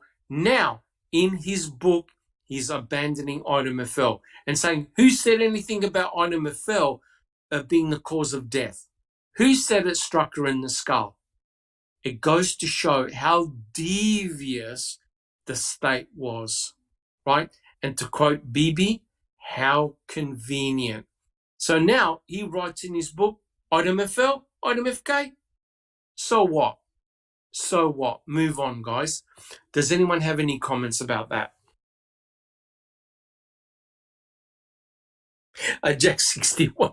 Well, not about Jack that. 61. There's a couple of comments that Rhonda's put up in the chat, in our chat. Rhonda? Oh, I just, Sheila Smokey asked, Dr. S, do you think BD, Bobby Dassey got that deer to conceal the Teresa Halbach's blood in his garage? Oh, that's entirely possible, right? Now, I hate to say this, but depending on how you dismember somebody, you're going to get a lot of blood, okay, bodily fluids, you name it. It's going to be a very, very messy procedure. If you try and disguise human blood with deer blood, you're not going to know, right? I don't believe any presumptive tests were done. And the only photographs I've seen of the Dassey garage, there's blood on paper. It looks like there's blood on a bucket. The deer has been dismembered, and I don't know where any of the internal organs are. It's all gone. You got basically a deer hanging upside down on rafters. Now, the reason why I mention that is because bloody Fassbender and Uyghur kept on saying to Brendan Dassey, did you do anything else? Did you use any hooks, any ropes? What they were trying to get at is they were trying to work out whether Brendan Dassey could remember hanging Teresa Halbach, likely upside down, and dismembering her, butchering her, hanging upside down. Now, don't laugh or don't be shocked, because that's exactly what Ed Gein did. Ed Gein hooked up a lady upside down and dismembered her, cut her to pieces like a deer, right? So that Fassbender and Uyghur were asking Brendan Dassey, did you happen to use any hooks or ropes? That explains the pictures in the garage where they took pictures of the ropes that were hanging on the rafter of Stephen Avery's garage. Of course, there was no evidence of blood or tissue or anything like that. But Fassbender and Uyghur knew Teresa Halbach had been dismembered. They were trying to get Brendan Dassey to admit it, and he never did. Just Rhonda, do you have a comment?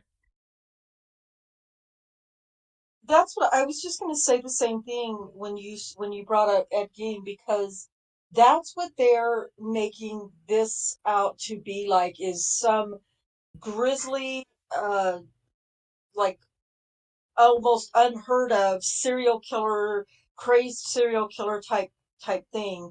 And Correct. you can't even, it's unfathomable that they could, that was a word I shouldn't have tried to say. But they made it, it was just so over the top and bizarre how they tried to make it out to be, just like they tried to make Stephen out to be a crazed, sexually deviant, Correct. or it's Correct. just gross. Correct. And I just want to answer Kelly. She goes, Silkman, seriously, Jesus.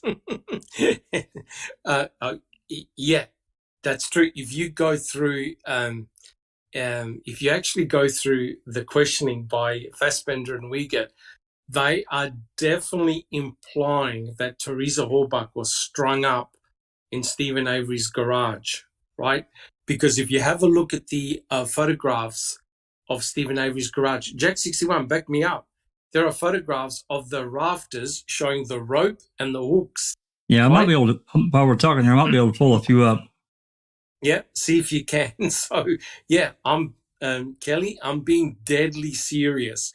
That's exactly what Fassbender and Wiegert were implying, that they knew that Teresa Halbach was dismembered because they got the report from Dr. Heisenberg, who had mentioned bone cuts, right? So they know that some type of sawing event took place, right? That she had been dismembered. And the reason why you dismember is that it's much easier to get rid of a body, right? And transport a body, right? So therefore, it's interesting that they kept on questioning Brendan about what else did you do to her, Brendan, right? And they did mention about the hooks and the ropes in the rafters of Stephen Avery's garage. And what is amazing is that's exactly how you find the deer that's been dressed down in Bobby Dassey's garage, hanging upside down, cut to pieces, right? So, I know that they were trying to present that, but, that's what they were suggesting, right? I'm not saying that's what actually happened. There's no proof of that, but there's no doubt that Fassbender and Wiegert were alluding to some type of dismemberment event. But we know that Brendan Dassey said, hey, I picked her up by the feet. Stephen picked her up by the shoulders and we put her on the fire whole. So no mention of dismemberment. All right, guys. Well, look, we're getting on a little bit in time. I want to do one more question. Guys, are we happy with that? Never.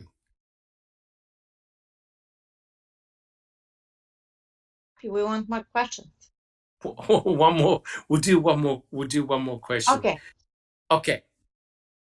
So let's have a look at this. I quote, 11.22 caliber shell casings matching Avery's rifle were recovered on the garage floor. Although Brendan Dassey described his uncle firing approximately 10 shots from his rifle into the body of Teresa Halbach, the state could not present that evidence to the Avery jury because Brendan Dassey was never called as a witness. Now, if you have a look up here, there are photographs showing the chains and ropes in the rafters of Stephen Avery's garage. And when you've got a little bit of time, go check out the interrogation of Brendan Dassey by Fassbender and Wiegert. They definitely were alluding to some type of dismemberment event, right?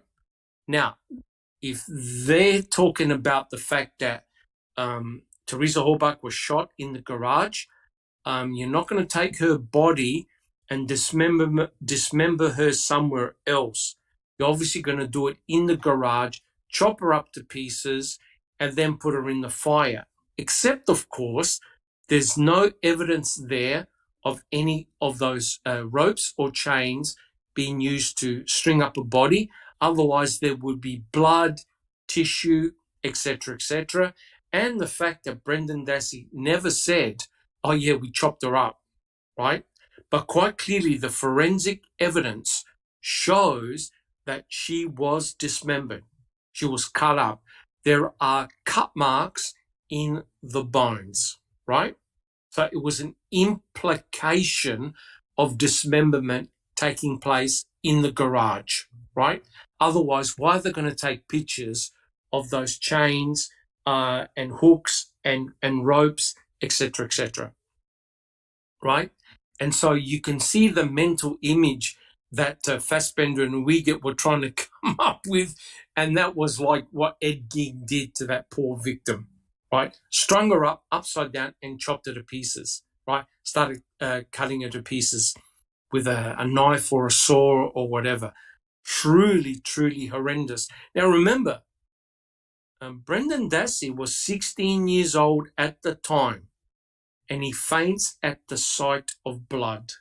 Could you imagine how catastrophic it would have been, A, to be involved in a rape, 2, to be involved in cutting someone's throat, 3, witnessing a shooting event, including shooting twice, at least twice in the skull, blood everywhere, 4, dismemberment of a corpse, and then cremation.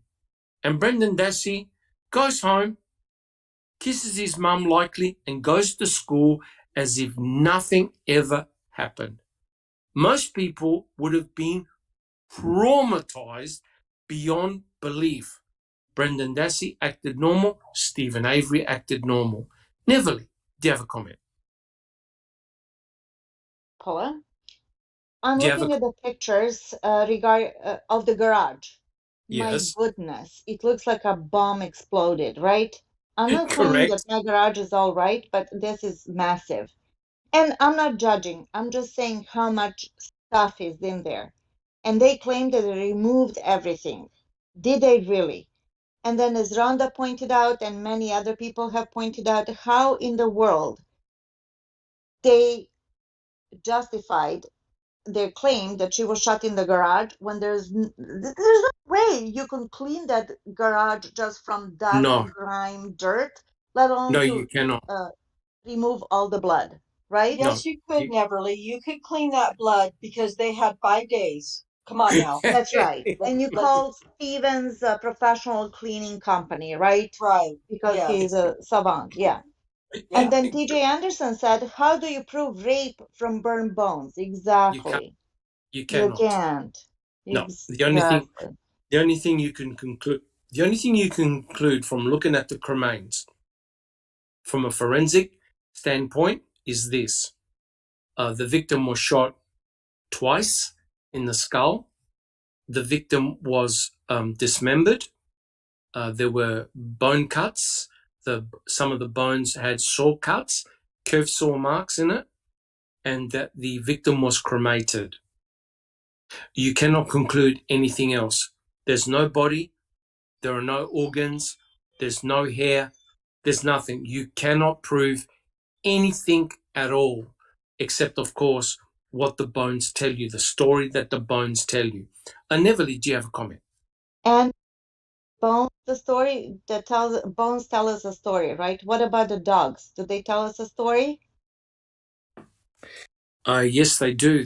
Yeah, they do. The dogs spend more time off the salvage yard than they do on the salvage yard, right? So the dogs, the scent and the cadaver dogs, do also show or demonstrate a very interesting scenario. Jack 61. Yeah, the dogs tell us another story, guys. They don't lie. They don't give a shit. They just sniff. That's it. Correct. Exactly right. So, just to clean this up, right? And I think today's we'll finish in a minute. Today's podcast has been a very, very interesting one because it was extremely controversial, right? I did the little exercise whereby that if you were part of the jury, if you were listening to all the evidence that was presented, you too would conclude that Stephen had shot Teresa Halbach in the skull. There's no way out of it, because as Kelly and other people have pointed out, the judge and the jury had no idea about item FL, what it actually contained, right? So therefore now item FL has been procedurally barred. You cannot present that anymore, right? But make no mistake, Fassbender and Wiegert definitely were insinuating to Brendan Dassey that she was dismembered, chopped up.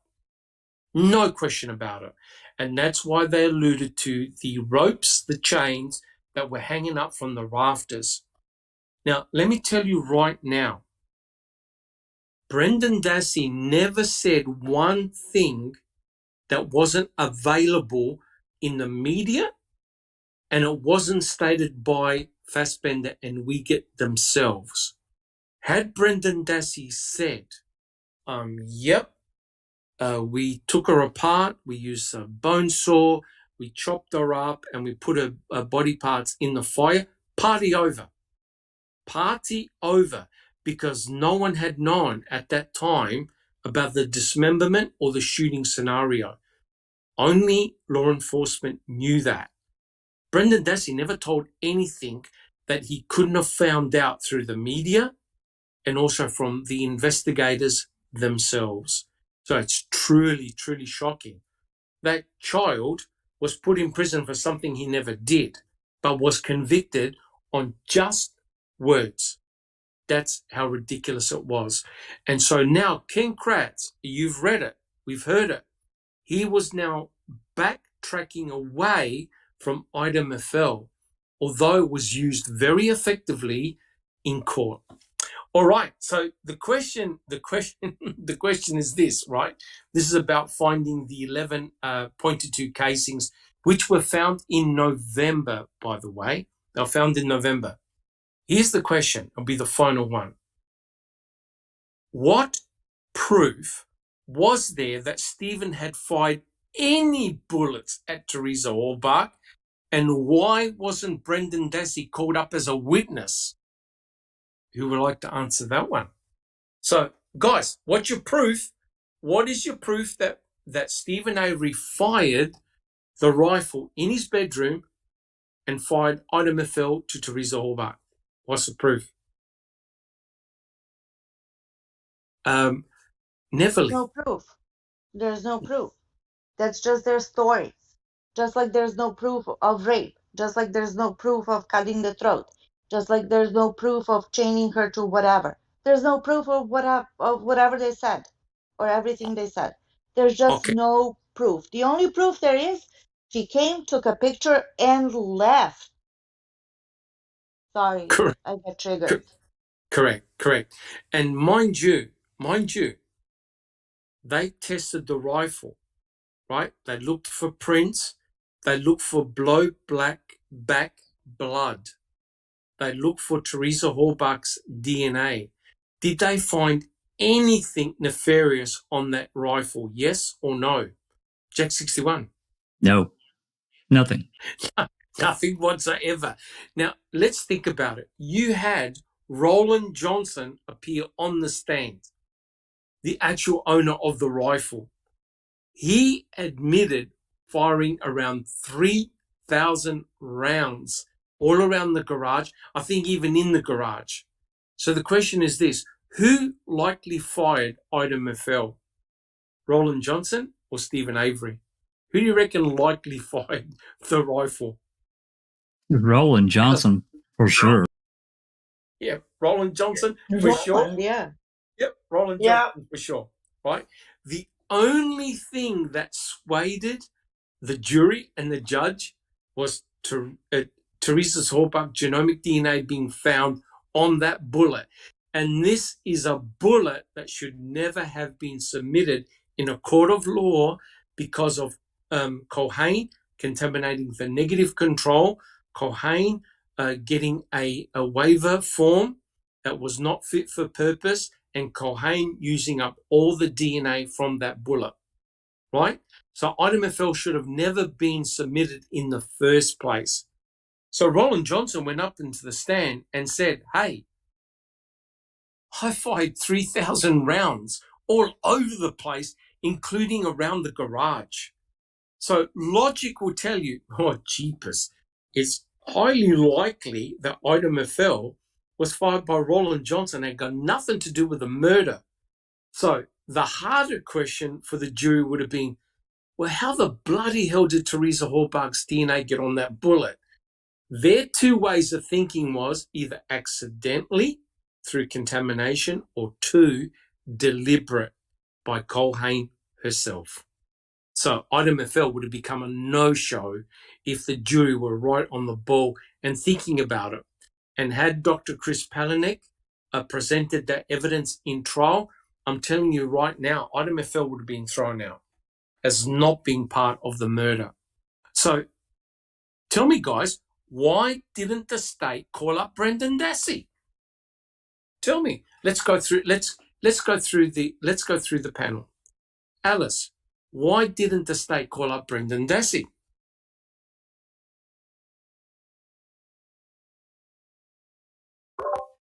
Because they knew if they put that Wayne on the stand, he wasn't going to lie. He wasn't going to tell the same story that the state was going to say, and the case would have crumbled. Good point. Good point. Well, he had the ball stock to get up in his own trial and take the stand and say everything that I told them was a lie. You know what I mean? So if he was going to do that at his own trial, then you're guaranteed when they start asking him questions about Stephen, did you see Stephen do this? Did you and Stephen do this? He'd be like, no. So that's their case out the window. Correct. I don't recall. Why didn't the state call up Brendan Dassey? I agree with Alice that he didn't want to anyway. He said he didn't want to take the deal, and then plus it would have been difficult to get him to say what they wanted him to say, even if they subpoenaed him or made him, Correct. And he probably would have recanted everything on the stand, right? So it wouldn't have looked good. Wouldn't have looked good for the state. Jack 61, why didn't the state call up Brendan Dassey? Well, all of everything that's been said. He rebuffed the plea deal. They didn't know what he would say, number two, because he was guessing anyway. But number three, he actually didn't really have any good faith reason to cooperate, short of Kratz giving him complete immunity on whatever he said, and they never offered that. Correct. Just Rhonda, why didn't the state call up Brendan Dassey?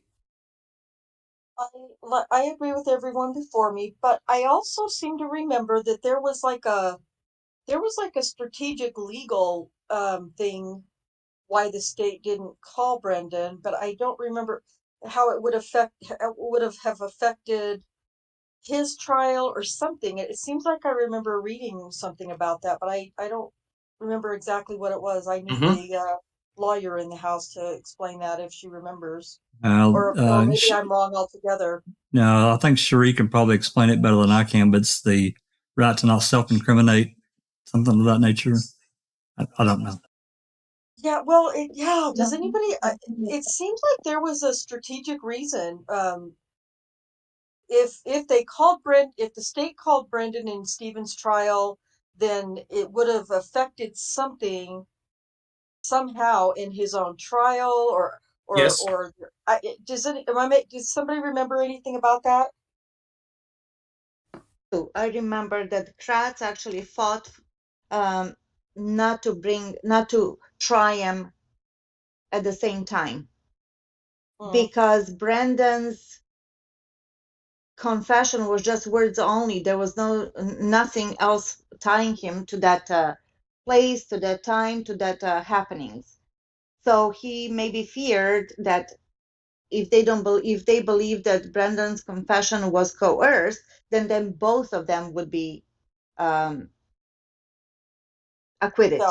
Yeah, because without Brendan, there's no, conviction for Stephen either. So yeah, I don't remember, but yeah, I agree with what everybody else said as well. That's correct. That's correct.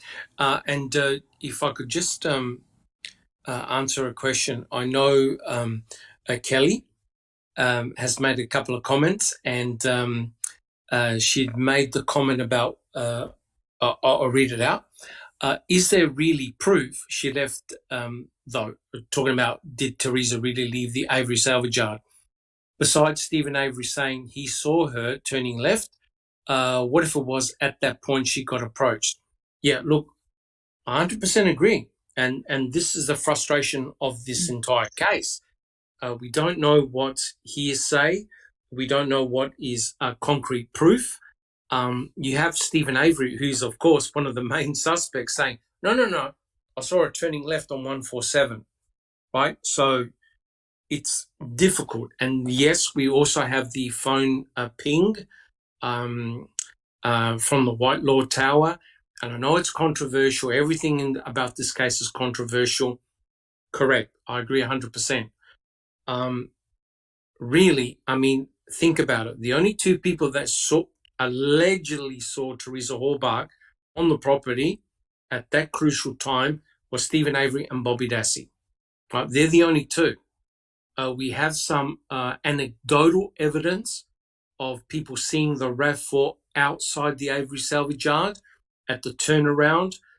We have potentially the Seabird, I think it was, seeing the Toyota RAV4 and another white Jeep drive into Stephen Avery's property from behind, from the quarry, and only the white Jeep leaving. So we have anecdotal evidence, and that's not proof positive, of Teresa Halbach's vehicle being seen outside of the Avery salvage yard. But Kelly is correct.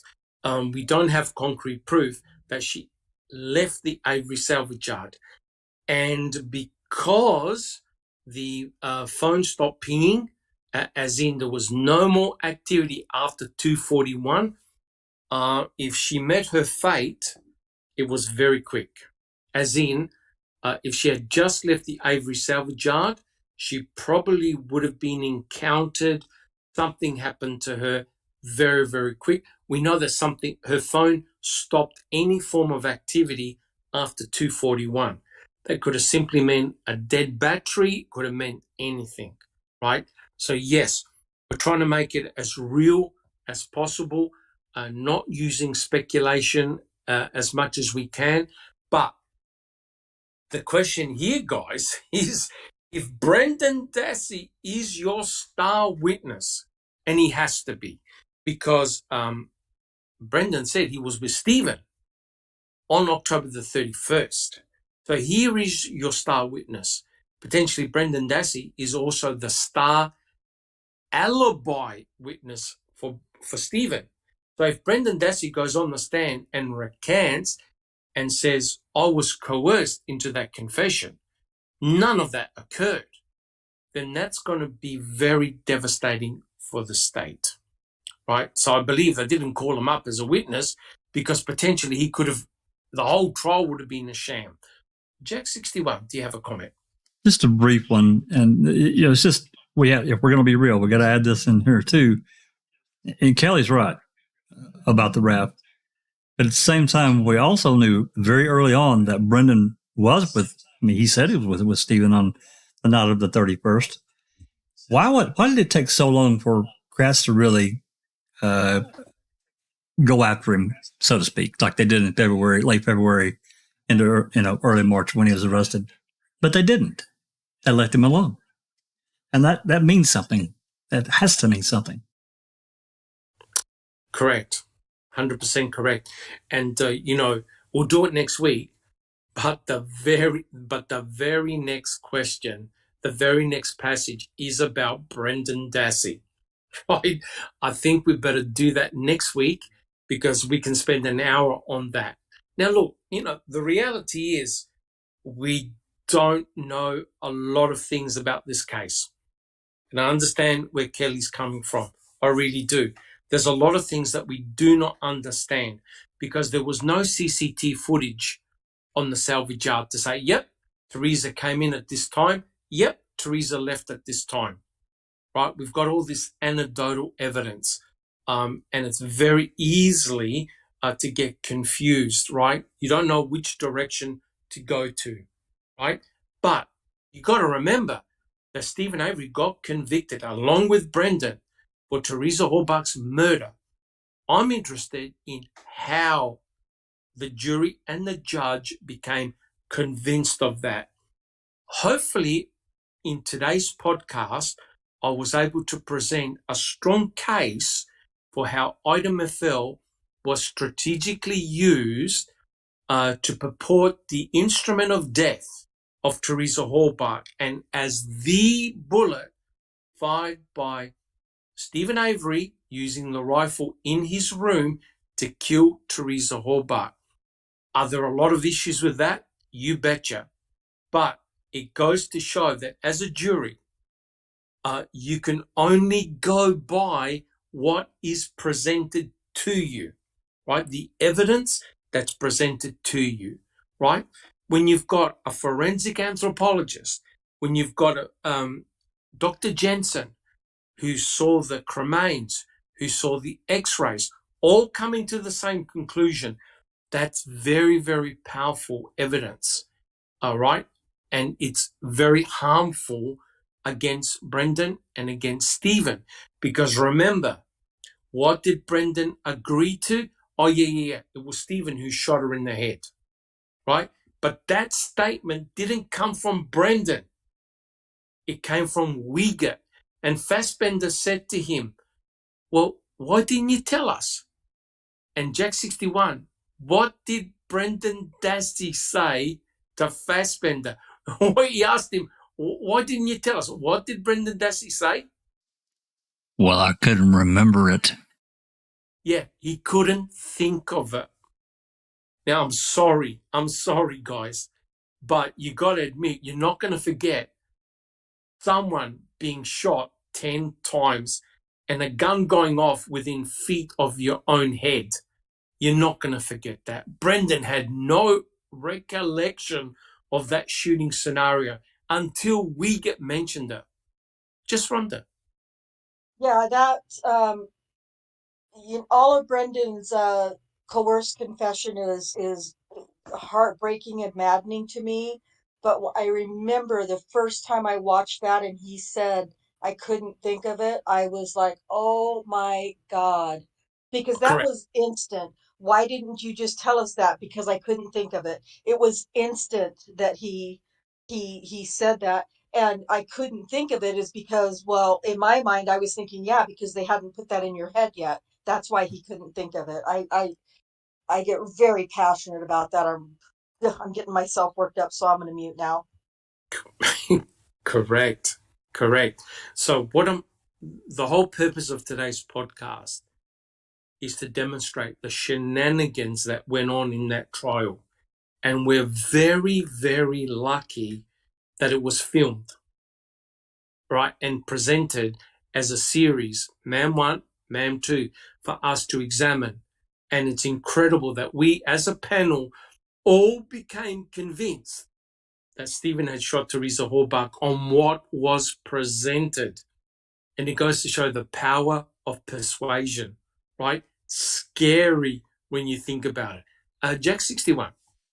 Yeah, talking about Brendan and what Rhonda was talking about, there was a phone call between, and we've never reproduced these calls, but there was a phone call between Barb and Brendan, and I can't give you a date, but obviously it was sometime probably later in 2006, where Barb is talking to Brendan and they're talking about this March 1st coercion session. Barb says, well, don't you remember you told me that you all had they talked to you before they turned the camera on? They went over some stuff with you. He didn't really want to talk about it on the phone. You could tell he didn't. If I don't get my my open records request this coming week, which I hope I do. But if I don't, I may have to dig that out. I may have to talk about that. Yeah, we do. You know, there's potentially there. I mean, we made the decision, Foul Play made the decision not to release those calls, right? We were asked by Brendan's attorney, and Brendan himself relayed, and we got the message loud and clear that he did not want those calls out there because he believed they were personal and private, which they are, which was in complete contrast with Stephen. Stephen wanted his voice heard. Brendan wanted to be private, right? And we all know what guilters have done just by listening to the calls that were released on Making a Murderer, right? Without getting a full story, it's very easy to twist words. So, you know, it is very, very difficult. Our hands are tied, unfortunately. All right. Well, look, guys, today's been, I really enjoyed today's podcast. It was an absolute classic. Have we answered all the questions? No. Do we know everything that would happen? No. And we probably never will. Yes, you have to show a voice of reason, ask some tough questions, which you always have to do.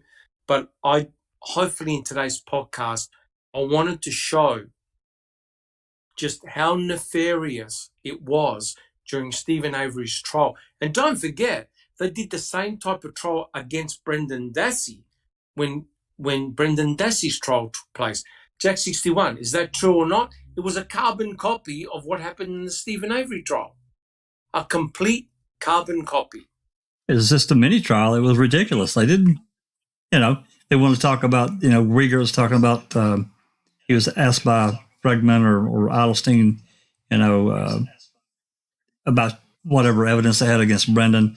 And he wanted to just deflect and talk about everything that was talked about with Stephen. It didn't have anything to do with Brendan at all. It was ridiculous. Not only that, but pretty much all the other parts as well. Correct. 100% correct. And, I've been checking the chat and some of the, tough questions asked by Kelly. I understand. I'm on Jeff Jones' podcast and Kelly is part of the panel as well. And Kelly and I have discussions all the time. These are tough questions that need to be asked, and they're not easy to answer. And yes, we all know that something happened to Teresa Horbach's RAV4. Her light got broken, right? So therefore, if her car was intact as it arrived on the salvage yard, something happened to her RAV4 to cause she had some type of collision that caused her RAV4 to have her headlight, blinker light, pop out. And we know that the blinker light was put at the back of the RAV4. But we also have a very important clue. Teresa Horbach was attacked behind her own RAV4 because we have the spray of her blood on the back panel door. Nowhere does Brendan Dassey say, yeah, we bumped her on the head at the back of her own RAV4. Nowhere does Brendan Dassey mention, oh, yeah, we broke her light or something like that. Nothing whatsoever. And this makes it really suspicious because if we're to believe Brendan said that he saw Teresa Horbach pinned up in the bed. He was asked, did you note any blood? Teresa Horbach's blood while she was pinned up in the bed. And he said, no. Now, wait a minute. Teresa Horbach got bludgeoned with some type of metal object, right? And we already discussed it in a podcast. They mentioned that metal object in the back of her RAV4. So she got bludgeoned with some type of metallic object that caused the spraying of her blood. How then do you go from attacking Teresa Horbach at the back of her RAV, then seeing her pinned up in a bed with no blood on the pillows or anywhere else? The two events don't make any sense. So here's the question. was Teresa Halbach attacked on the salvage yard or off the salvage yard? If she was attacked on the salvage yard, why didn't the scent dogs go berserk and cadaver dogs go berserk, where there obviously would have been a pool of blood somewhere on the property, right? Did Stephen Avery somehow magically clean up all the blood that was on the ground? Alice, do you have a comment? Yeah, because it's all bullshit, Doc. Basically, you know what I mean? It's just absolute bullshit. If anybody was going to pick up on blood or anything like that, it would be friggin' dogs. You know what I mean? In my opinion, she left the salvage yard and something happened to her after she left the salvage yard. Period. Stephen had nothing to do with it. And because there was a $36 million lawsuit over their head, they were going to get Stephen no matter what. 100% correct. I agree. So, you know, when you look at this case and analyze it, it doesn't make any sense at all. Yet, both Stephen and Brendan were convicted of murdering Teresa Halbach. All right, guys. Well, we have been going on for quite a while. So what I want to do is, first of all, if you've enjoyed the podcast, thank you so much, guys, for coming out and joining us in chat. I'd like to thank everyone. Everyone on the panel would like to thank everyone. Thank you so much for your support, constant support. It's great. If you've enjoyed the podcast, please leave your DNA on the thumbs up button. And we'll all get back together again next week to continue the podcast series. But I want to end the podcast because there's a big elephant in the room that's happening at the moment around the world. Millions of people are interested. I'm going to give everyone 1 minute. 1 minute to talk about Amber and Johnny Depp. You hear that, Alice? 1 minute. Alice, 1 minute. I'm timing you. Jack 61. Before we get into I did promise TTM Fangirl I would explain for the new pictures that yours posted in the Airtable came from. If it's okay. Yeah. If not, I can do it tomorrow. Yes. No. Go for it. Okay. So I want to, number one, I want to thank Pete Moss because this all originated with him. So everybody pass Pete Moss a beer, through the microphone, however you want to do it. This originates with him. And this started several weeks ago. He had sent me he wanted to send me a PowerPoint presentation. We were talking about the burn barrels, a different subject. Anyway, he had sent me a photo, and I'm going to pop it up here. Give me just 1 second. He sent me another photo.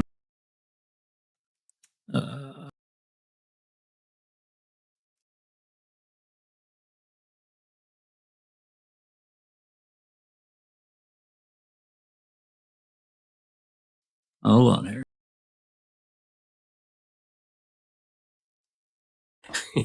I think talking about the Amber and Depp trial is going to be a bad idea. Somehow I think it's going to be a bad idea, Jack 61. There we go. Now it's going to pop it. Yeah, it probably will. But anyway, Pete Moss had sent me this photo. I knew I'd never seen it before, but I've never seen that one. Yeah. Well, he was wanting me to identify if I could identify anyone in the photo, and I couldn't. And I said, well, let me pass around to a few people and see if they could. And I got a few replies back, and so I sent that. I sent that to him, and I said, do you have any more photographs? Kind of like this. I've never seen this before. He's like, well, yeah, I do. Anyway, long story. I'll try to shorten this up here. He had some more photographs, and it turns out there's actually quite a few more photographs, and I'll probably go through these tomorrow. I really wish yours could be part of this. I know it's late for him. He's working, and it's really late. So, but anyway, yours went and grabbed these photographs, they've been up for some period of time, actually. This is just one of probably several dozen photos that we have never seen before. And he put it in that Airtable. So that's how that really came. I mean, there's more to this story, but that's the short version. That's the main points. But the number one thing is, it only takes one guy, Pete Moss. He put his hand down and said, "Hey, what about this?" It's just that simple. It's beautiful, and I really want to thank him for doing that. Really appreciate it. Thank you, Pete Moss. So there you go. That's the story.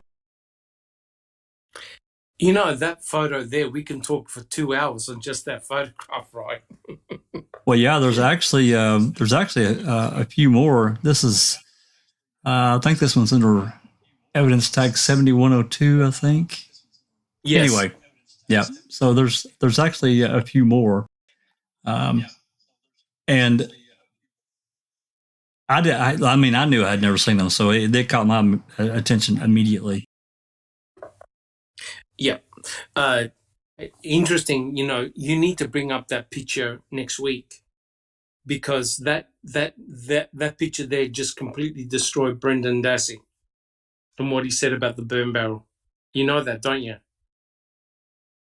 You have to remind me which part. The fact that he looked into the burn barrel on his way to Stephen's place. Oh, yeah. Yeah, and there were rubbish bags. He never mentioned the fact that there happened to be a burnt tire in there. That's right, and that big rim right there. only a small omission. A small omission. Yeah. All right, Jack 61. All good? Yep. Thank you very much. All right. Now, guys, 1 minute on Amber and Johnny Depp. Alice, what would you like to tell us in 1 minute? Well, Cherise gave me her minute, so that's 2 minutes because she doesn't know much about the case.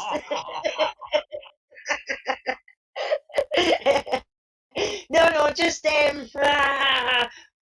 wowzer. I cannot wait until next week, until cross-examination, because Johnny's team are going to blow her out the water.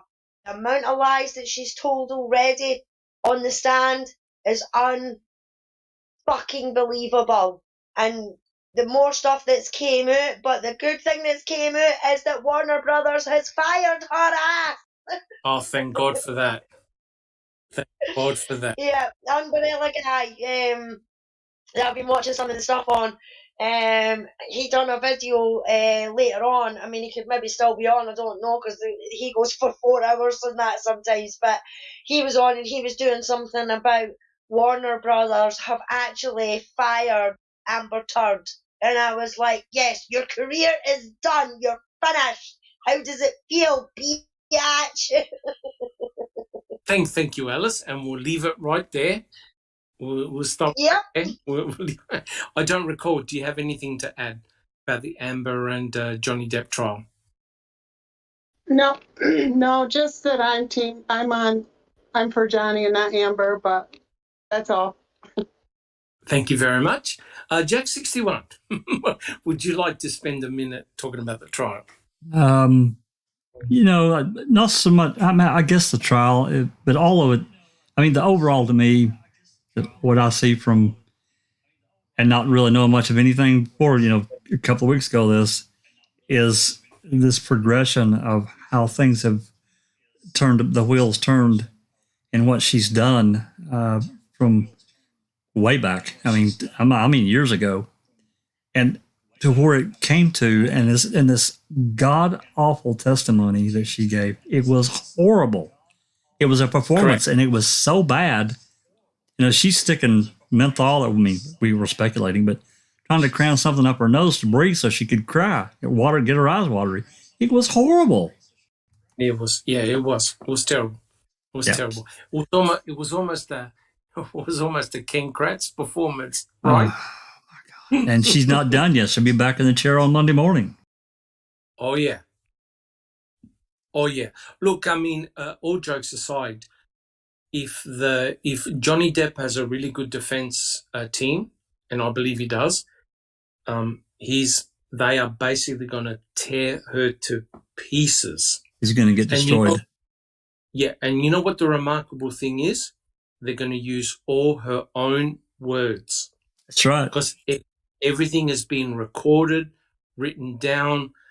Johnny Depp, he protected himself. He's no dummy. And this is all going to come crashing down on Amber really, really badly. Just an opinion. Yeah, Sorry, I mean, no, it's okay. I just see these specific moments in time that she captured that are something against him, always something against him, something bad that she could present and show later and say, look, see all these drugs here, you see?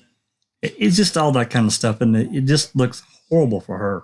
Horrible, and that's my opinion. Thank you very much, Jack61.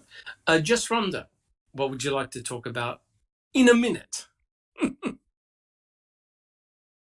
So, yeah, she's, as evil and vile and horrible of a human as we like to say she is, she's sick.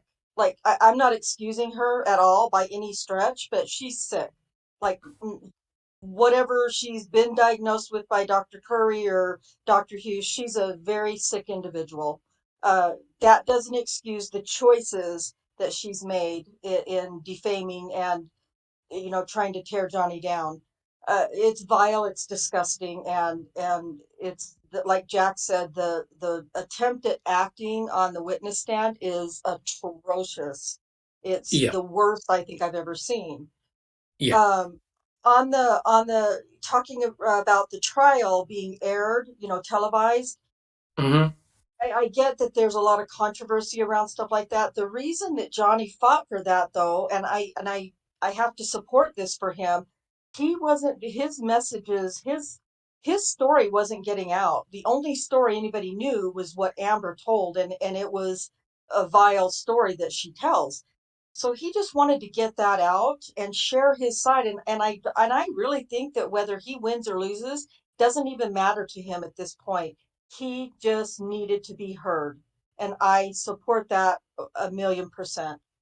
And then one last thing real quick, I've got 4+ hours of audio recordings that they did together, and I'm working on recording that, and I want to break it down into like hour-long segments or something, and I want to put subtitles to it, and at some point somehow I want to share that, and whether it's on my YouTube channel or whatever, but I'm working on that because it's crazy and interesting to hear that whole 4+ hours in context instead of chopped up pieces of it.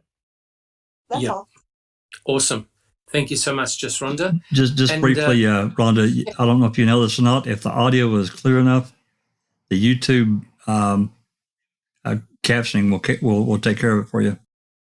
Yeah, I've been watching the captioning, and it does help a little bit, but there are some things that it isn't catching quite clear enough. So yeah, I got you. Thanks. Fantastic. Thank you, Just Rhonda. And now we have Neverly. Now, allegedly, you're not interested in the Amber and Depp case. Is that correct, Neverly?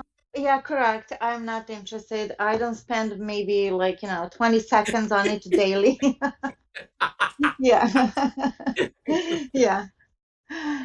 No, I actually skipped the whole Johnny Depp craze. I know he's a legend in Hollywood. I don't have anything against the guy, but I don't have anything for him because, as I said, he was never on my radar. However, this is nothing new what's happening now. This started way back when, and this has been covered even 2 years ago by some great YouTubers. But I just started watching it maybe a couple of weeks ago, and oh my God.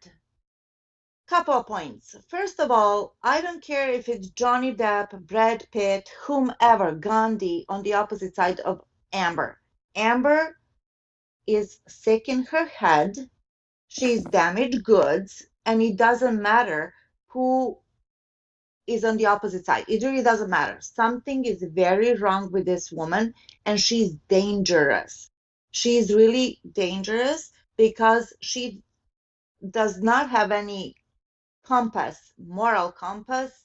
She has no norms, no scruples. She doesn't respect any boundaries. She's lost. She's really lost. and I'm not saying this lightly to judge her per se, but I've been listening a lot to all these like audio recordings between the two of them. And the more Yeah. I listen to, the more I understand where she's coming from, not justifying her behavior or whatever. I'm just interested in that, psychology and psychiatry. And, I'm a nurse. So this was always something that was a great interest of mine. But man, she's one soulless human being, soulless. And Yeah. second point is that thank goodness this has been carried out in a public view, so we Okay. can hear and judge it for ourselves now that we know both stories. Because from what I understand, the UK trial was not like that. It was done basically privately. Yes. And we just heard what she said, that he's a wife beater, abuser, blah blah, all of that. And it's just to prove that what doing it publicly can do to a case. Remember, we said this a Correct. million times about making a murderer. If it wasn't televised, we would be like, Stephen, who? Wisconsin? What? Twice Correct. wrongfully convicted? You know what I mean? We would have no idea. So I think this case is going to set the precedent for domestic victims of domestic abuse. There are men, rightfully so, and I'm all Correct. for it. And I respect Johnny Depp, because any man, Johnny Depp or any other man, any other person that has to go through this humiliation on top of it, because he is a movie star, how we picture him all perfect and whatnot, this must be very hard for him. But however, his maturity, he's 58, and he's gone through stuff, it seems like, in his life that Correct. he understands, and that he's taking this as a vindication. Is that a word for Your minute's himself? up, Neverly. Your minute's Yeah. up. Oh, sorry. I'm going to speak faster. Anyways, love you, Johnny. Bzz, Amber, bzz, get bzz, help. bzz, Okay, bye. bzz, Love you all. Bye. bzz. Thank Now, thank God. you. Not that I'm gonna Yeah. noted, Now, Rhonda. Noted. Yeah. now, thank God you're not addicted to this case, Neverly. Who, Imagine if me? you were. No, Right. come on. Now, Oh. I have now, control now, of myself. hold on. Now, I have my minute. Starting now. Yep, I initially wasn't very interested at all, but then I saw it very much as a very important human story, because this is a watershed case, in my opinion, because Johnny Depp is a world-famous actor. I know that Amber Heard is an actress as well. So a lot of millions of people know Amber Heard and Johnny Depp. So it's a very interesting case. And it's a watershed case because the outcome is going to have huge implications to both men and women of domestic violence. If Johnny Depp did do those things, damn him, damn him. But if Amber Heard has acted like a wolf in sheep's clothing and has bitten the hand that has fed her, her friends, her family, she's going to be found out. And there'll be no sympathy at all for her, right? I believe that she's definitely foxing, and she had an agenda in mind to completely destroy Johnny Depp, take advantage of the Me Too movement, as a result get sympathy. But what is shocking, and this is almost unilateral, is that the greatest critics of Amber Heard are females themselves, females of domestic violence. And they've all said that she just acted it all out. And I'm not sure who said this, but I believe her aim was to actually kill Johnny Depp, to get away with murder. I think that was her long-term aim, because he filed for divorce, right? So there goes my minute. And I promise I'm not addicted, but very interesting. But if I could just finish off the podcast by saying, I've actually spent a little bit of time looking at a couple of documentaries. I recommend everyone to check out the John Wayne Gacy tapes. Horrific. If you want to see a true psychopath serial killer. Just watch this guy, John Wayne Casey, how he murdered, I think, 33 young men and still basically believed he did nothing wrong. I also watched the Marilyn Monroe tapes. Oh my God, unbelievable. And there's a new series out on the staircase. Oh right? man, yes. They've done They've done a dramatic action film on the staircase. Make sure you watch it. Unreal. And just for light humor, I've also seen an excellent drama called The Offer, which is the making of The Godfather, and they've got actors, that were the director, the writer, and just showed the atmosphere surrounding the making of The Godfather. And I never knew any of this stuff, all the controversy that surrounded it. It just truly remarkable. Well, look, guys, we've had a great podcast. Take care, everyone, and we will catch you all next week. Thank you so much. This has been a Foul Play production.